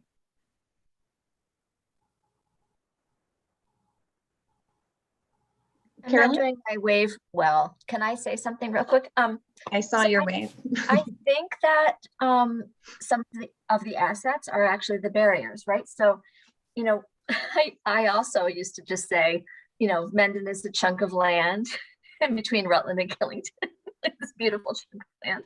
So, so that's an asset and a barrier. So if we're talking about economic development, I love what, I don't want to mispronounce Verret. Vino? I'm not sure if it's referring to me. Vino, I'm really not fussy. Vino is fine. Yes. It's okay. I love what you said and that you've been observing for 30 years. I often go to the asset is the rurality, right? The girth of land that we have, but then also just the blight that there is going through. So like you want it to be aesthetically pleasing and have people visit here and stop here, want to be here. And it shouldn't all be about like hiking and skiing. So I don't know what else. I'm at a loss in a way. So this is very interesting hearing people's thoughts. Thanks, Carolyn. And I want to quickly say something because I don't know that it's going to fit in here, but post Irene, a bunch of our river and the land just like collapsed. And there's a huge boulder in the river that someone has been painting on, and it now says Irene, and it looks like a big chunk of junk. It's a platform for graffiti, basically. And I just wish the town would get rid of that boulder, like move it out of the way, because it just looks like trash now. Like if we can maintain any sense of like what's beautiful about Mendon, can we just do something about that boulder? All right, Carolyn, thanks. Wow, lots of hands coming up with the boulder. Let me See, I saw Jennifer's a while back. I'm gonna go Jennifer and, right there. oh, and then I see Val and Rich and Larry as well. I agree about the boulder, but I wanted to talk about another asset that also has maybe a potential problem. One of the things we vote for every year in the town is to fund the bus because it goes up and down Route 4. And I know a lot of people who might not have transportation use it, and you can see people waiting for it on the south side of the road as it's going up, and then they drop them off on the north side coming down. We just had a fatality recently, and I worry about the elderly people living soon in Vista if they wanted to get to cross Route 4. And so I think it's an asset that we have mass transportation, but I'm wondering if the town should talk more in more length with the bus about places where they can pull off and park coming up and down, so nobody has to cross Route 4 to go back to where they live. And I think that's something we could work on. Yeah, thanks, Jennifer. An asset in having that bus, but certainly, and we heard in our last forum, the very real safety concerns around crossing Route 4. Val, you had a hand up after the boulder comment, and then Rich and Larry. Thank you. Regarding the boulder, that has been on the attention of the select board. It's hard to get to. It is on Mendon property. I don't know a lot about it. I won't pretend to know a lot about it. But it's not really accessible to us to push over. So there has been talk in the past of how we will break it down, make it smaller, destroy it. Okay. That's my comment on that. Thanks, Val. Rich, did you have a hand up? I do. To Carol's point, in addition to hiking and skiing, there's some great trout fishing in Wheelerville and a few other pockets. And I don't want to bring up hunting because that's a little bit controversial at that point, but people come here to do some hunting as well. So maybe you could always package all the outdoor recreational things, and don't forget snowmobiling too. Thank you. Okay. Thanks. So I've got 3 more on my list for challenges, and then I'm going to have to move on because we really want to be talking about ideas here. So I had Larry and then David and then Fred. Go ahead, Larry. Yeah, Sarah just chimed in about that boulder. As Val just said, we have discussed that on a select board level. The boulder is on private land. And to remove that, the permit process is a long one with the A&R, Fish and Wildlife, but it's not our land, not our boulders, nothing we can really do about it. The 2 landowners in that section own actually right up to Route 4. And there's even a section in front of Sugar and Spice that the owners of Sugar and Spice actually own Route 4 all the way over to the edge. The state of Vermont has a right of way on that. So yeah, it's not our land, but we have discussed it. Yeah. Got it. Thanks, Larry. I think we've captured the challenge of the boulder for sure. I think Brockton's got that in the notes. But just a couple more on challenges here, David and then Fred, and then I do want to move on. David, you're on mute still.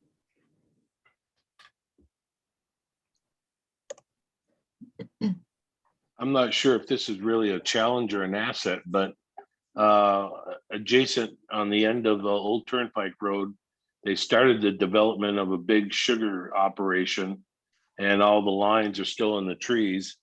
And I think, they are, they ruin the visibility and the view on that road. And that is the trail that they use for somebody mentioned before, the snowmobile trails. And if that road connects all the way through to Chittenden and to the recreation areas over in Chittenden.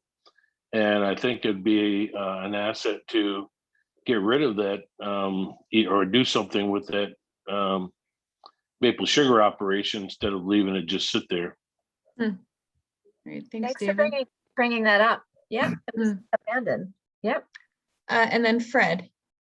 Yeah, Larry alluded to the right of way that the state AOT has through Mendon, and actually if you picture yourself standing in front of Sugar and Spice right on the yellow line in the middle of the highway, you are standing on the boundary between Sugar and Spice land and land that actually the McBains own with the golf course. The McBains own, the golf course owns right up to the center yellow line, Sugar and Spice to the center of the yellow line. The church owns to the center of the yellow line. The state of, No, the state of, the state owns much of the front of our property, actually. yeah, so the state has a perpetual right-of-way across your property. We approached the state about trying to do something with that semicircle of land in front of the golf course, the church, the Lasky house, and so forth. The state was absolutely intransigent. They would not yield on their right-of-way.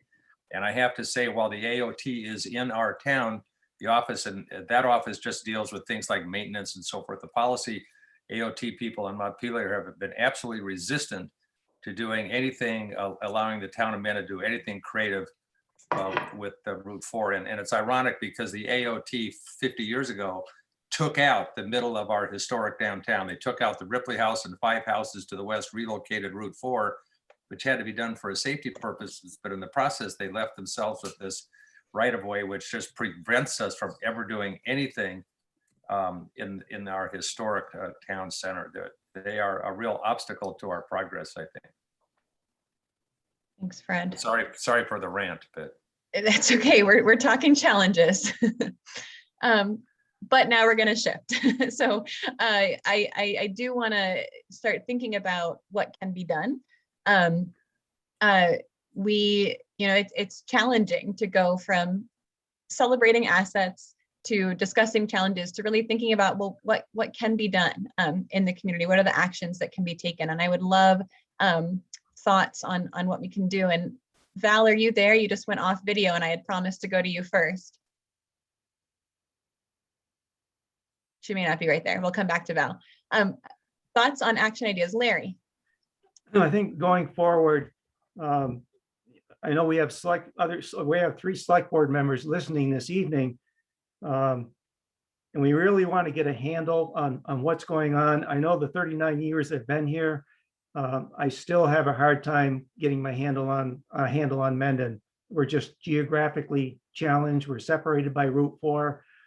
But on the select board level, having being a veteran on it and others who are on the select board and have been on the select board, what we have on our agenda to handle almost every meeting is basically like trying to get a drink out of a fire hose. There is so much on our agenda. So moving forward, I hope there's like a committee that's formed to take all these ideas and not try to dump it on the select board because we can't do it.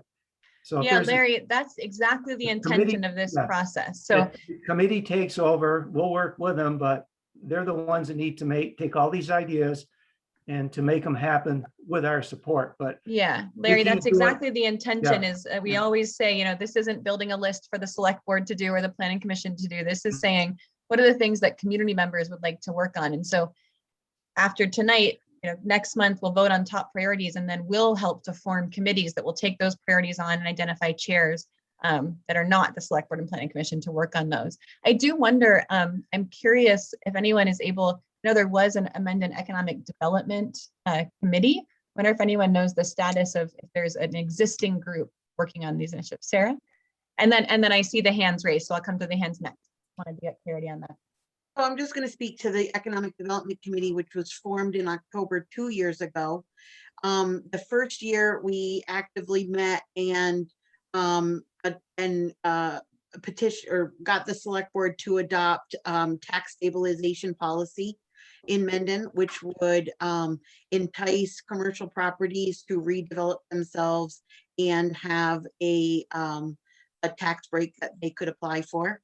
And then the second project that the Economic Development Committee wanted to start tackling is reaching out to the businesses and seeing what it was easy or hard, or what were their challenges in conducting business in Mendon so that we could start addressing them. Then this program came about in Mendon, and we thought, well, we're going to take a step back and see what this process would give us for ideas. And we thought we'd only have to wait a couple months, and then the community program was put Here on we are a hold, year later. Yeah. you know, through COVID. But we are definitely looking for active members that would want to be part of that committee.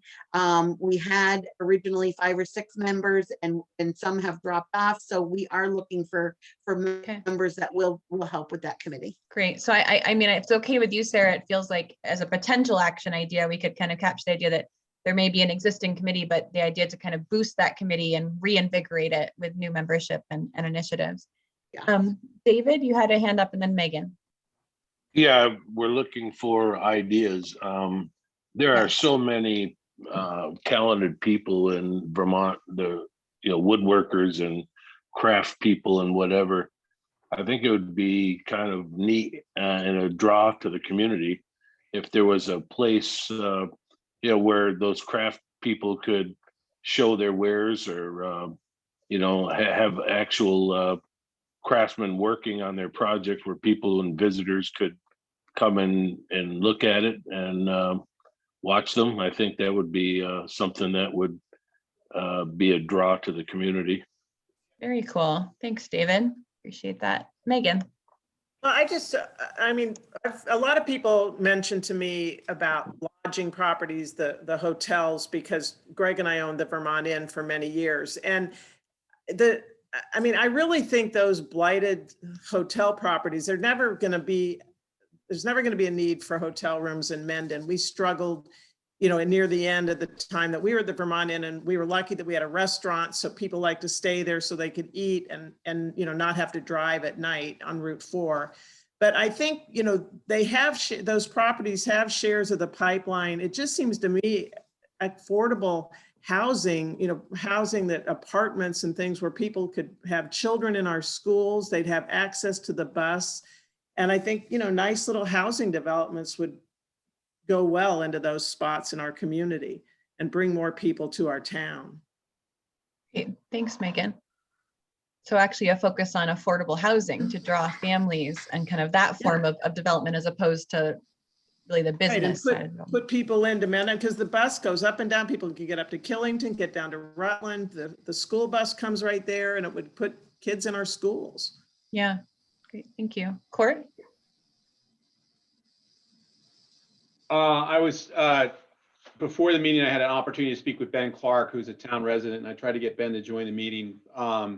Ben had a couple good comments that he wanted to share with me prior to the meeting. And he obviously wasn't able to join us tonight. But one of the things about those blighted properties that he came up with, and it makes sense, because some, like the Snow Angel, that building's beyond repair. Tyrole's beyond repair. Edelweiss is probably beyond repair. And they're pretty, unfortunately, depressed properties in town. And, one of the things was, I mean, the cost of tearing those down and hauling that stuff away is obviously very expensive. But maybe the town should do something to give them a tax incentive to get rid of the property. And I don't know, Sarah, maybe you could pipe in when I get done.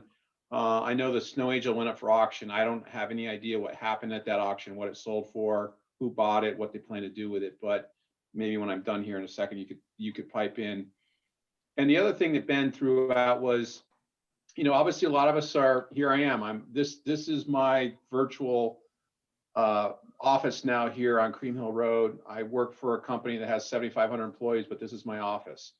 And there's a lot of us in this meeting tonight that I know that are here from Cream Hill Road. My neighbors across the road, Nicole, her husband's working from home. Alex Johnson's on this call. He works from home. I think Hannah's working from home. We're all here on Cream Hill, and there's 3, 4, 5, 6 of us here that are now working out of our homes. But there's going to be times when we need offices to maybe go meet with clients. I mean, most of my clients are spread around Vermont, around the country. But, I may need to meet with someone in an office. So maybe we could take one of these facilities and convert it into office space that I could rent for the day or the month or whatever and use. And I know I got to be really politically correct here. I don't even know if I want to go here. Court. I'm nervous about this. It's been a long night. And I appreciate what Megan's saying about, affordable housing. But here we are trying to figure out ways to boost the economy of Mendon. and adding a bunch of students isn't going to help that. And I know I'm being really politically incorrect. I got to be very careful there. So you've got to weigh the pros and cons. If you're trying to raise the economy of the town, at the same time you add 10 new students, is that helping the town economically? So we do already have quite a bit of affordable housing in Mendon. We've got several properties that have basically converted to that.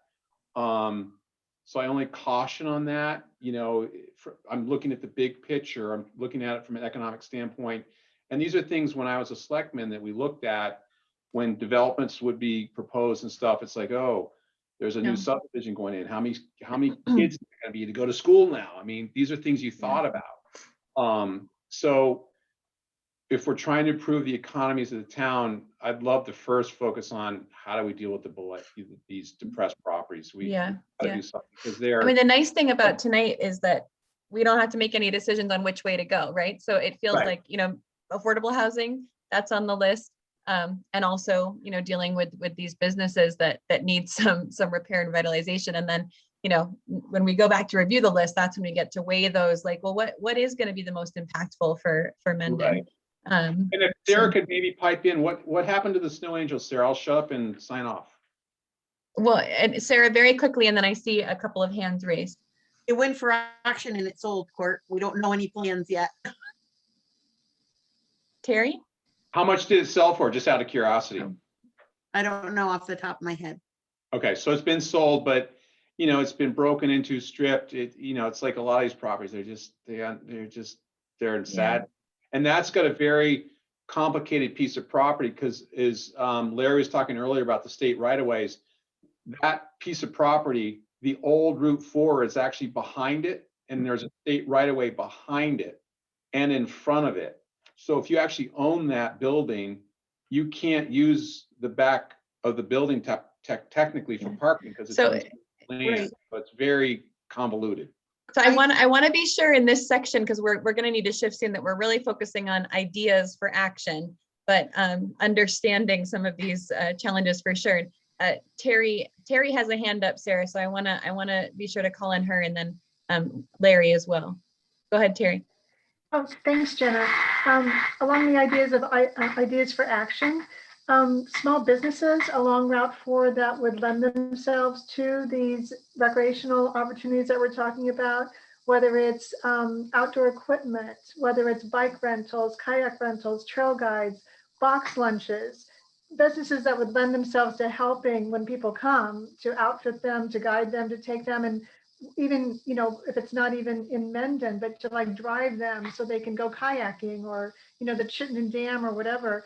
And I know we have the tax stabilization program, but I was interested if maybe Lyle has suggestions for tax incentives to help, and in particular, young people who would love to come back here and have a business, to get them started, to give them something, that they're passionate about that they could do, but to give them a boost to help them get started with, this kind of business. So those were some ideas. Thanks, Terry. Larry, I think you had a hand up. Yeah, just as an update on economic development, last evening, the Mendon Select Board voted to join the Otter Creek Communications Union District, which will bring universal broadband and fiber optics to Mendon, hopefully in the future. So that could be a big boost to anyone who needs fiber optics. Yeah, great. Thanks for that update, Larry. Alex? Yeah, one of the, there's a lot about awareness and about sort of pointing out our resources. I know one of the ideas that one of our neighboring towns in our last community had come up with was they did like a town forest map, and it sounds cheesy, but it was very effective. And it was not, certainly not to scale, but it was very effective in terms of, and they have, things like that for Rutland and other areas that basically highlight all the points of interest that matter in the town, or at least that would draw people to the town. And so it's the kind of thing you pick up at, you stop at Sugar and Spice, or you stop, on the way through town and you say, hey, there's a great, vantage point here. There's a great walking trail here. And so I think it also doesn't involve a lot of resources. Certainly to put something like that together, at least their version didn't. It was fairly effective. It was even black and white, I think. But just a thought. might be an easy thing to start awareness with. Yeah, that's great, Alex. I was going to ask the question, actually. I think it was Carolyn earlier that kind of referred to Mendon as the chunk of land between Killington and Rutland, which is not a great slogan for the community. And I was curious about that, like ideas, like how do you highlight that chunk of land and really showcase it? And I think, Alex, that kind of speaks to that, but I'd love other ideas on that. Barry? Yes, I've been here for 16 years, and one thing that I've noticed about Mendon is, you're right, it's a pass-through town. And I had made the suggestion once before to have like a weekend flea market in an open area where people could bring, I'm sure we all have extra stuff that we could get out there. It's a nice way for our community people to meet, and it gets cars to stop. People will stop at those things. I have done that for 40 years, and it's a good way to get people to stop. My thought. Great, thanks, Jerry.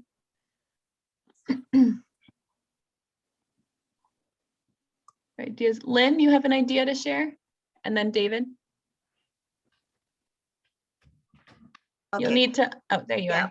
I just wanted to say, nobody mentioned the asset before of the Nicaraguan people who started that little coffee shop, coffee place, and they have the best coffee anywhere. And I just wanted to let people know that they're lovely, absolutely lovely people.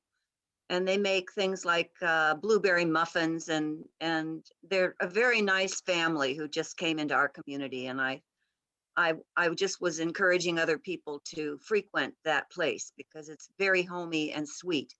And the other thing is, Lyle Jepson was going to be some sort of a connection for. Oh, there he is. Oh, you weren't on my screen for a long time, and I need to leave. And I was wondering if there's a possibility that I could just have some way of getting in touch before I go. Lynn, are you able to see the chat? If you scroll on your screen, do you see a little bubble that says chat on your screen? Yes. If you go into that chat and scroll up a little bit, Lyle put his contact info right in there. Oh, he did. It's kind of a ways up. Let me move it to the bottom so you can see it. And that way you can write down his phone number and and contact him that way. There, you should see it right in there. Okay. Thank you very much. Yeah, thanks, Lynn. David and then Deanna. Go ahead. Yeah, regarding that last gentleman's comment about the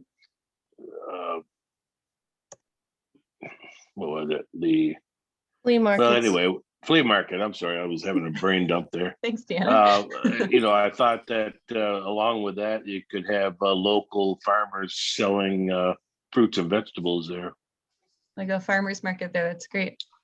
Deanna and then Vinoth, are you taking your hand down?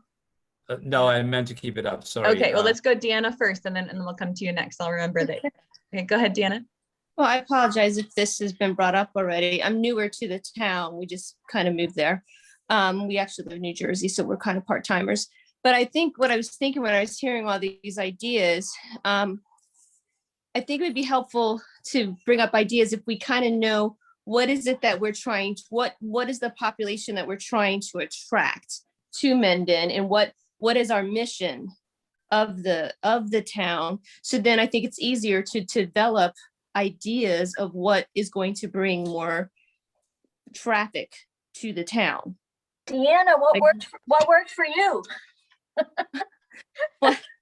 Well, I'm a newcomer.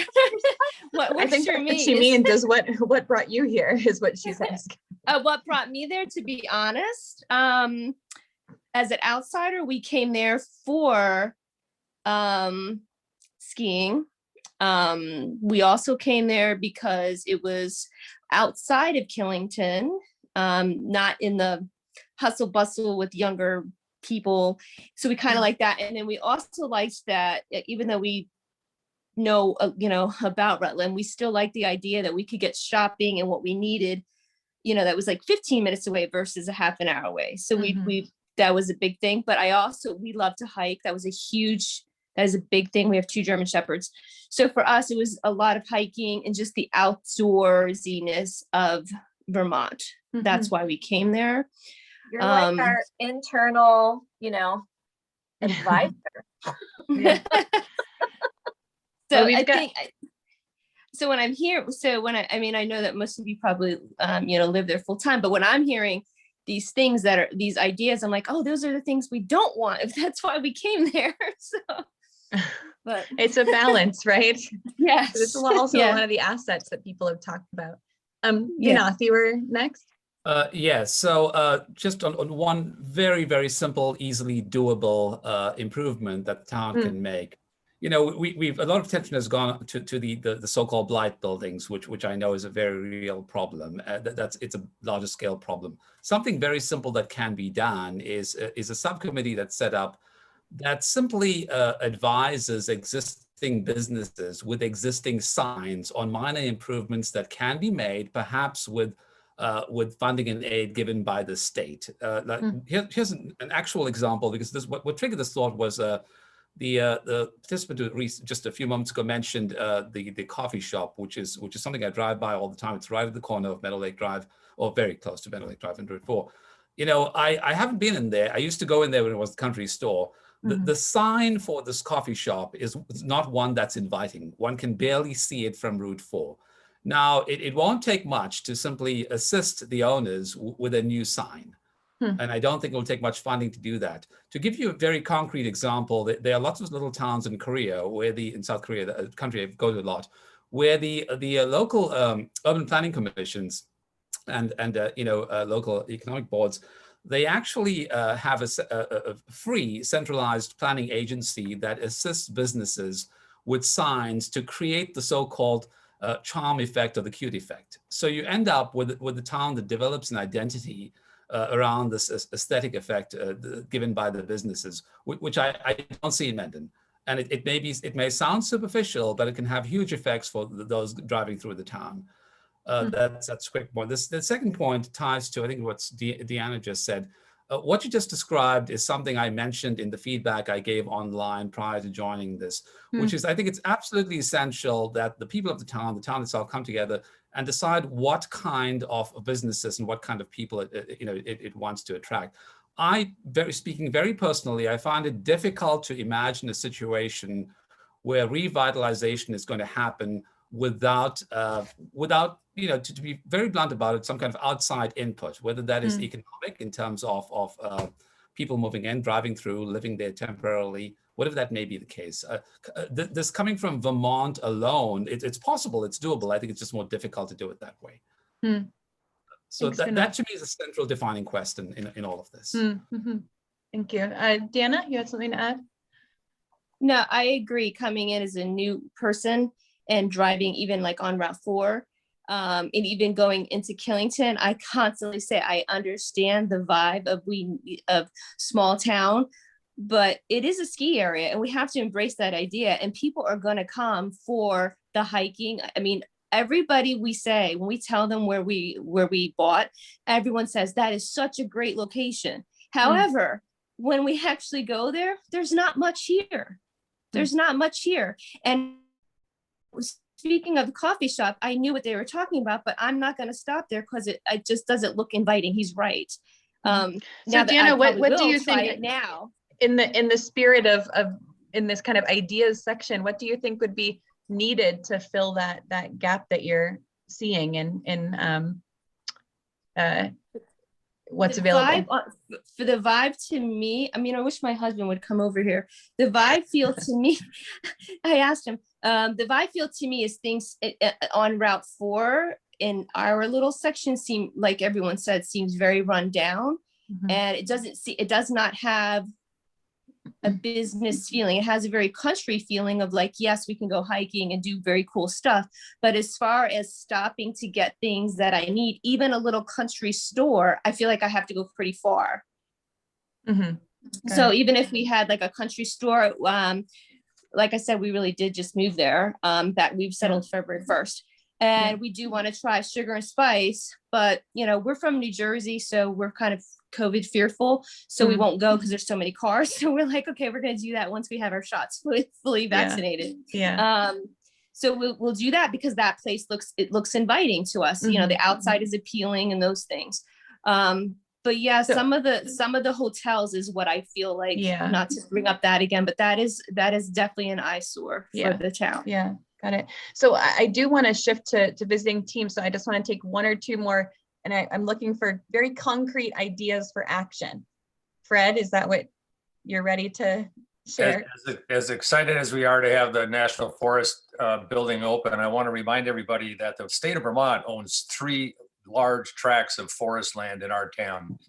And if you've ever been where the Green Mountain National Forest is located right now on North Main Street, and how you can understand how anxious they are to move up to their open land up on Route 4, the Agency of Natural Resources is in a terrible location behind on a strip mall on North Main Street. You can't find them, you can't see them, you can't get in there. They have the worst imaginable location for their headquarters for the entire county, including 3 state forests in our town, one of which is going to be redeveloped down there at Tamarack Notch. So I think the town should be actively recruiting the Vermont A&R to move their headquarters up to Route 4. Granted, it could take a tax-paying property off our grand list, I get that, but I'd rather see a tax-exempt property in a gorgeous building and adding visually and aesthetically to Route 4, even if it's the expense of taking them off the grand list. So I think the town, through its state representatives, should be soliciting the Vermont A&R to do what John Sinclair and the National Forest has done: move out of their crummy locations in Rutland to the wide open spaces of Mendon, where they own a chunk of our town. John, they're setting the trend there. I think would be a good action item for the town. Dr. Thank you, that's Fred. so mean saying crummy. All right. Well, unfortunately, well, fortunately, we get to hear from our visiting team, but I got to shift away from the ideas conversation. And we'd just love to hear thoughts, reflections, advice, ideas based on the conversation. And maybe I'll start, not everyone's right on my screen right away, but I'll go the other direction. So maybe Ben, why don't you start? Great. Hi, everybody. I'm Ben Doyle, the president of the Preservation Trust of Vermont. We're an organization that practices community and economic development through historic preservation. And this is, I don't know how many of these VCRD community visits I've been on, a lot. And, but I have to say, this one is really, really interesting. Mendon is such an interesting community. And I think both the assets and challenges that you have are really incredibly unique. You want the video off? I have to say, I think there's more conversation to be had about what kind of future Mendon sees for itself, right? I think in order to develop an economic vision, you have to decide what you want to be. And I think, is it the redevelopment of Route 4 and new kinds of businesses or light manufacturing, or is it a bedroom community? I think those are really important conversations to have. And the only people that can do that are you. I will say, I think one of the kind of fundamental rules of economic development, I think is you can chase smokestacks or you can grow what you have. And I think you have incredible assets, particularly the outdoor recreation assets. I think those can be leveraged for other really interesting economic sectors that are in your region. I think rural economies need to be regional. And I think when you think about the assets that you have in Rutland, both in the food economy, or the creative economy that's happening down there, and you start to look at the synergies between those different sectors of the economy, I think Mendon could be really well positioned to take advantage of some of that stuff. But it ultimately comes down to the question of who are you and what do you want to be? And I think it's a fascinating conversation. If there's a way that we can be helpful, we certainly want to be. And I know there's a lot of people on this call that want to help. Thank you, Ben. John Muse.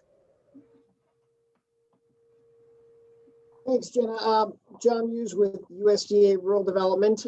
We're the economic arm of the department that focuses solely on rural communities. And our mission is to increase economic opportunity and improve the quality of life. And we do that through financing mechanisms. And I'm really excited about the process that VCRD is doing with you so that we can bring some of those assets to your community to hopefully realize some of the visions that you will eventually come out with. You know, my observations tonight, you know, I'm excited. You know, I get excited about sewer. You know, people don't really talk about water and sewer infrastructure, but when you talk about that Alpine Pipeline and not having to maintain a sewer treatment plant, if you're sending that somewhere else, and that gives business an opportunity to expand, come to your community and grow, that's huge. I'm also excited about traffic. You know, a lot of the community development work that I've done, you know, they talk about the asset of having traffic in your town and what you can do to use that to your advantage. So there's some things that are happening that might seem as a real big challenge, but I think there's an opportunity to get those people or that traffic to add to the vitality of your economy. Your identity, you know, Ben had mentioned in the last session too about driving through Mendon and not really, you know, you drove through Mendon. You think it went Killington, Rutland. Mendon didn't exist, right? Well, it does exist. And I think you have a real opportunity with, as Ben said, your identity. Who do you want to be when you grow up? With a blank slate like you have, that's really exciting, but it takes a lot of well thought and good expertise to help you to identify that, which goes to, you know, the other thing that I'm excited about for you all. You have a town plan and your plan has a lot of good information in it. If everybody on this call read that plan and understood what the content was, it's going to help you with your committee formation and all the things you can rally around, that this process is going to actually just energize that whole. You got transportation. I mean, so many communities that don't have, you know, they wish they had a bus. They wish they had those type of things. So, I mean, you got a lot of things that I'm hearing that are right in front of you that can be with your input, because this is your process to be able to bring some really good things to the community. Reuse of buildings. I've heard a lot of good things that are happening and will happen there. I think, you know, this pandemic has proven that a lot of real estate may not be as in high demand as it used to be, which may go to housing, and which is a critical component to our economies, because you need a place for the workforce to go to bed at night, right? And why not have them go to bed in Mendon? And then attracting businesses. I heard a lot of good comments, you know, taking your natural and your built assets that you have and attracting those types of businesses that complement those type of services you have available. Really exciting stuff. The boulder, my God, the boulder. That is definitely a challenge and an opportunity. I highly think that, you know, it'd be a great conversation with the Vermont Arts Council on what do you do with something like that? Because we all have parking areas in our communities around the state that are cement walls that people are painting graffiti on. But if they're harnessed properly, you can get some creative people to do some really artistic things and not things that are really ugly and not good to look at. And I think, you know, finally, you know, attracting and inviting the Agency of Transportation to future sessions that you'll have here, so they can have a front row seat and have you explain to them the things you need them to have happen. And I know Jenna and her team are going to have those resources brought to your community down the road in the next sessions and stuff, but make sure you invite them so they can have a front row seat to be a participant and not an adversary. Thanks, Jenna. Thank you. Just made a note of that for future meetings. Got to bring AOT in. Let's see, John Sinclair next, and then Lyle. Yeah, thanks everyone. John Sinclair, future resident of Mendon here in 2023. So looking forward to our relocation there from North Main Street in Rutland. And I think the main theme that I heard coming out of this session that I think really resonated with everyone was that I'm a trendsetter. You don't actually hear that very often, particularly amongst the occupants of 231 North Main Street. So I'll share with them that I am now a trendsetter, and it's been documented in notes from a public meeting. The diversity of assets that you guys have is just incredible, from existing successful businesses to new businesses that are starting to open, to your outdoor recreation aspects, to the Alpine Pipeline, to the number of through travelers that you have. Those are potential customers into your economy. So it's great, and you've shown a lot of success, as has already been highlighted, in redesigning and repurposing property going forward. You have the town plan, as we heard. You have the transportation. I'm just reiterating some of the things that John said, that those are tremendous resources that provide that foundation. I think in my viewpoint, you guys are like right on the cusp of just turning it over. You have a foundation there that just a lot of communities that we visit don't have, and I think you have some great resources there. Your challenges, in many cases, are your assets. Going forward, you have the Route 4 corridor and all the challenges related to it. You have the state right-of-way, safety of the public transportation, the through travelers, just finding a way to get them to stop. You have all the abandoned commercial property, but that abandoned commercial property you've already shown in cases can be repurposed and refurnished. Ideas going forward, you have, again, a foundation there. You have the Economic Development Committee already established that's just looking for a little new lifeblood of membership, but you have 60+ people on this call today that are interested in Mendon and want to see it move forward. So you have the membership that's sitting there ready to be engaged at how you choose to use it. You have a model already there with reusing and repurposing some of that property. And the other great aspect is that property is there for other uses that you can craft. You can decide what you want from some of that abandoned property. You really have it in your control to decide where to move, whether it's tax incentives or other aspects to get those property owners to do something. I think you have a lot in your control and a lot of opportunity going forward. It's just re-highlighting, deciding how you want to move forward and how you want Mendon to be seen by those traveling through. And I'm looking forward to being a part of it in 2 years. So Great. Thanks so much, John. And Lyle, last word, just a couple more minutes here to wrap it up. Quickly into the weeds. These are the things I heard. Tap into the traffic, turn it into an asset. You may need to slow them down. Are there times you can't fix it and you just need to take it down? Co-working spaces, I heard Court say. He didn't use that term, but co-working spaces is what he talked about. The economic development team is ready. They just want to get a boost of support, and please invite us to that. I'd love to talk to you about our regional marketing initiative. Ben and Vito talked about town identity. We heard about Vermont Craft Center. We heard about small businesses that can cater to outdoor recreation. We heard Terry ask about tax incentives to have people move here, which is happening in the legislature right now. Larry talked about broadband, which is essential to your community. Asset mapping and wayfinding signage. Both committees tonight that I was sat in talked about that. So you've got a lot of assets, you're ready to go, and you've got a lot of people ready to help. All right. Thank you so much, Lyle. Thanks to all of our visiting team and to all of you for sharing your ideas. Really excited to pull all of these together, bring them back to you next month. And let's head back to the main room for some closing words, and we'll wrap up the evening. And you'll see the window right on your screen here, and you can just click that blue button that says Leave Breakout.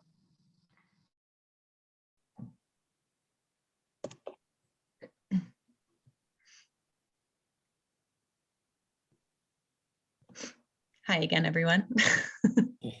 We're back. We'll just wait for, I think, Paul's team to come back in. Hey, Jenna, can I say one thing real quick? Yeah. I want to echo what John said about the boulder. That feels to me like such an incredible opportunity to do something great in Mendon. I get that it's on private property and it's complicated, but I think what a wonderful opportunity to have a conversation with a community member about how to do something great in your town. I think it'd be an easy or a wonderful win. Okay. Welcome, maybe Paul. Okay. welcome to Mendon. Boy, don't we love it here in Mendon. We would love to be in person with you all and have these conversations face to face in the same room and everything. But boy, what a great conversation. Jenna, do you want to do a quick review of what's coming next for Mendon? I'd love to. Yeah, so thank you for sharing all of your ideas tonight. So we're going to take all of the input from tonight. We're also going to couple it with the input on the survey that has gone out. So I don't know, Nick or Alyssa, I don't know which one. If you could share a link to the website on the Mendon Mendon on the Move website, there's a link to a survey that's gone around and folks have provided input that way. There's also for the next week going to be surveys available at DePello's Coffee and at the town office. If you have written input to share, or if you know of others in town that weren't able to participate tonight but may have ideas to share, please encourage them. And so after next week, we'll collect all of that and we'll bring it back to you next month. So mark your calendars for April 21st. We'll also plug into the chat a link to register for that next meeting. And in that meeting, we'll have a lot to accomplish. We're going to review those vision points that we talked about tonight and make some decisions. We're going to review potential ideas for action and set priorities. And then we're going to actually break out into task force groups and dig into some action planning to say, if we want to make these things happen, what are the first steps that we'll take? And also, what are the resources out there to get those things done? And we'll bring next time a resource team back with us that can sit with those groups and really get into that nitty gritty of the resources that are out there and the things that maybe they could even do to support the work. So looking forward to hopefully seeing you all on April 21st. Bring a neighbor, bring a friend, and we'll see you then. Great, thanks so much, Jenna.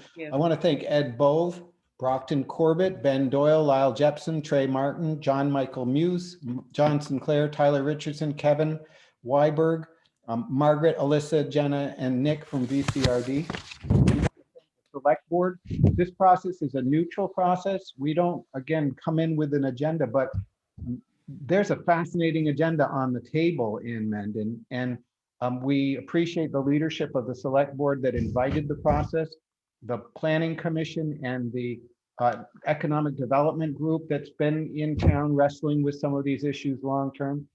The energy in the Mendon community to drive on some of these issues is really impressive.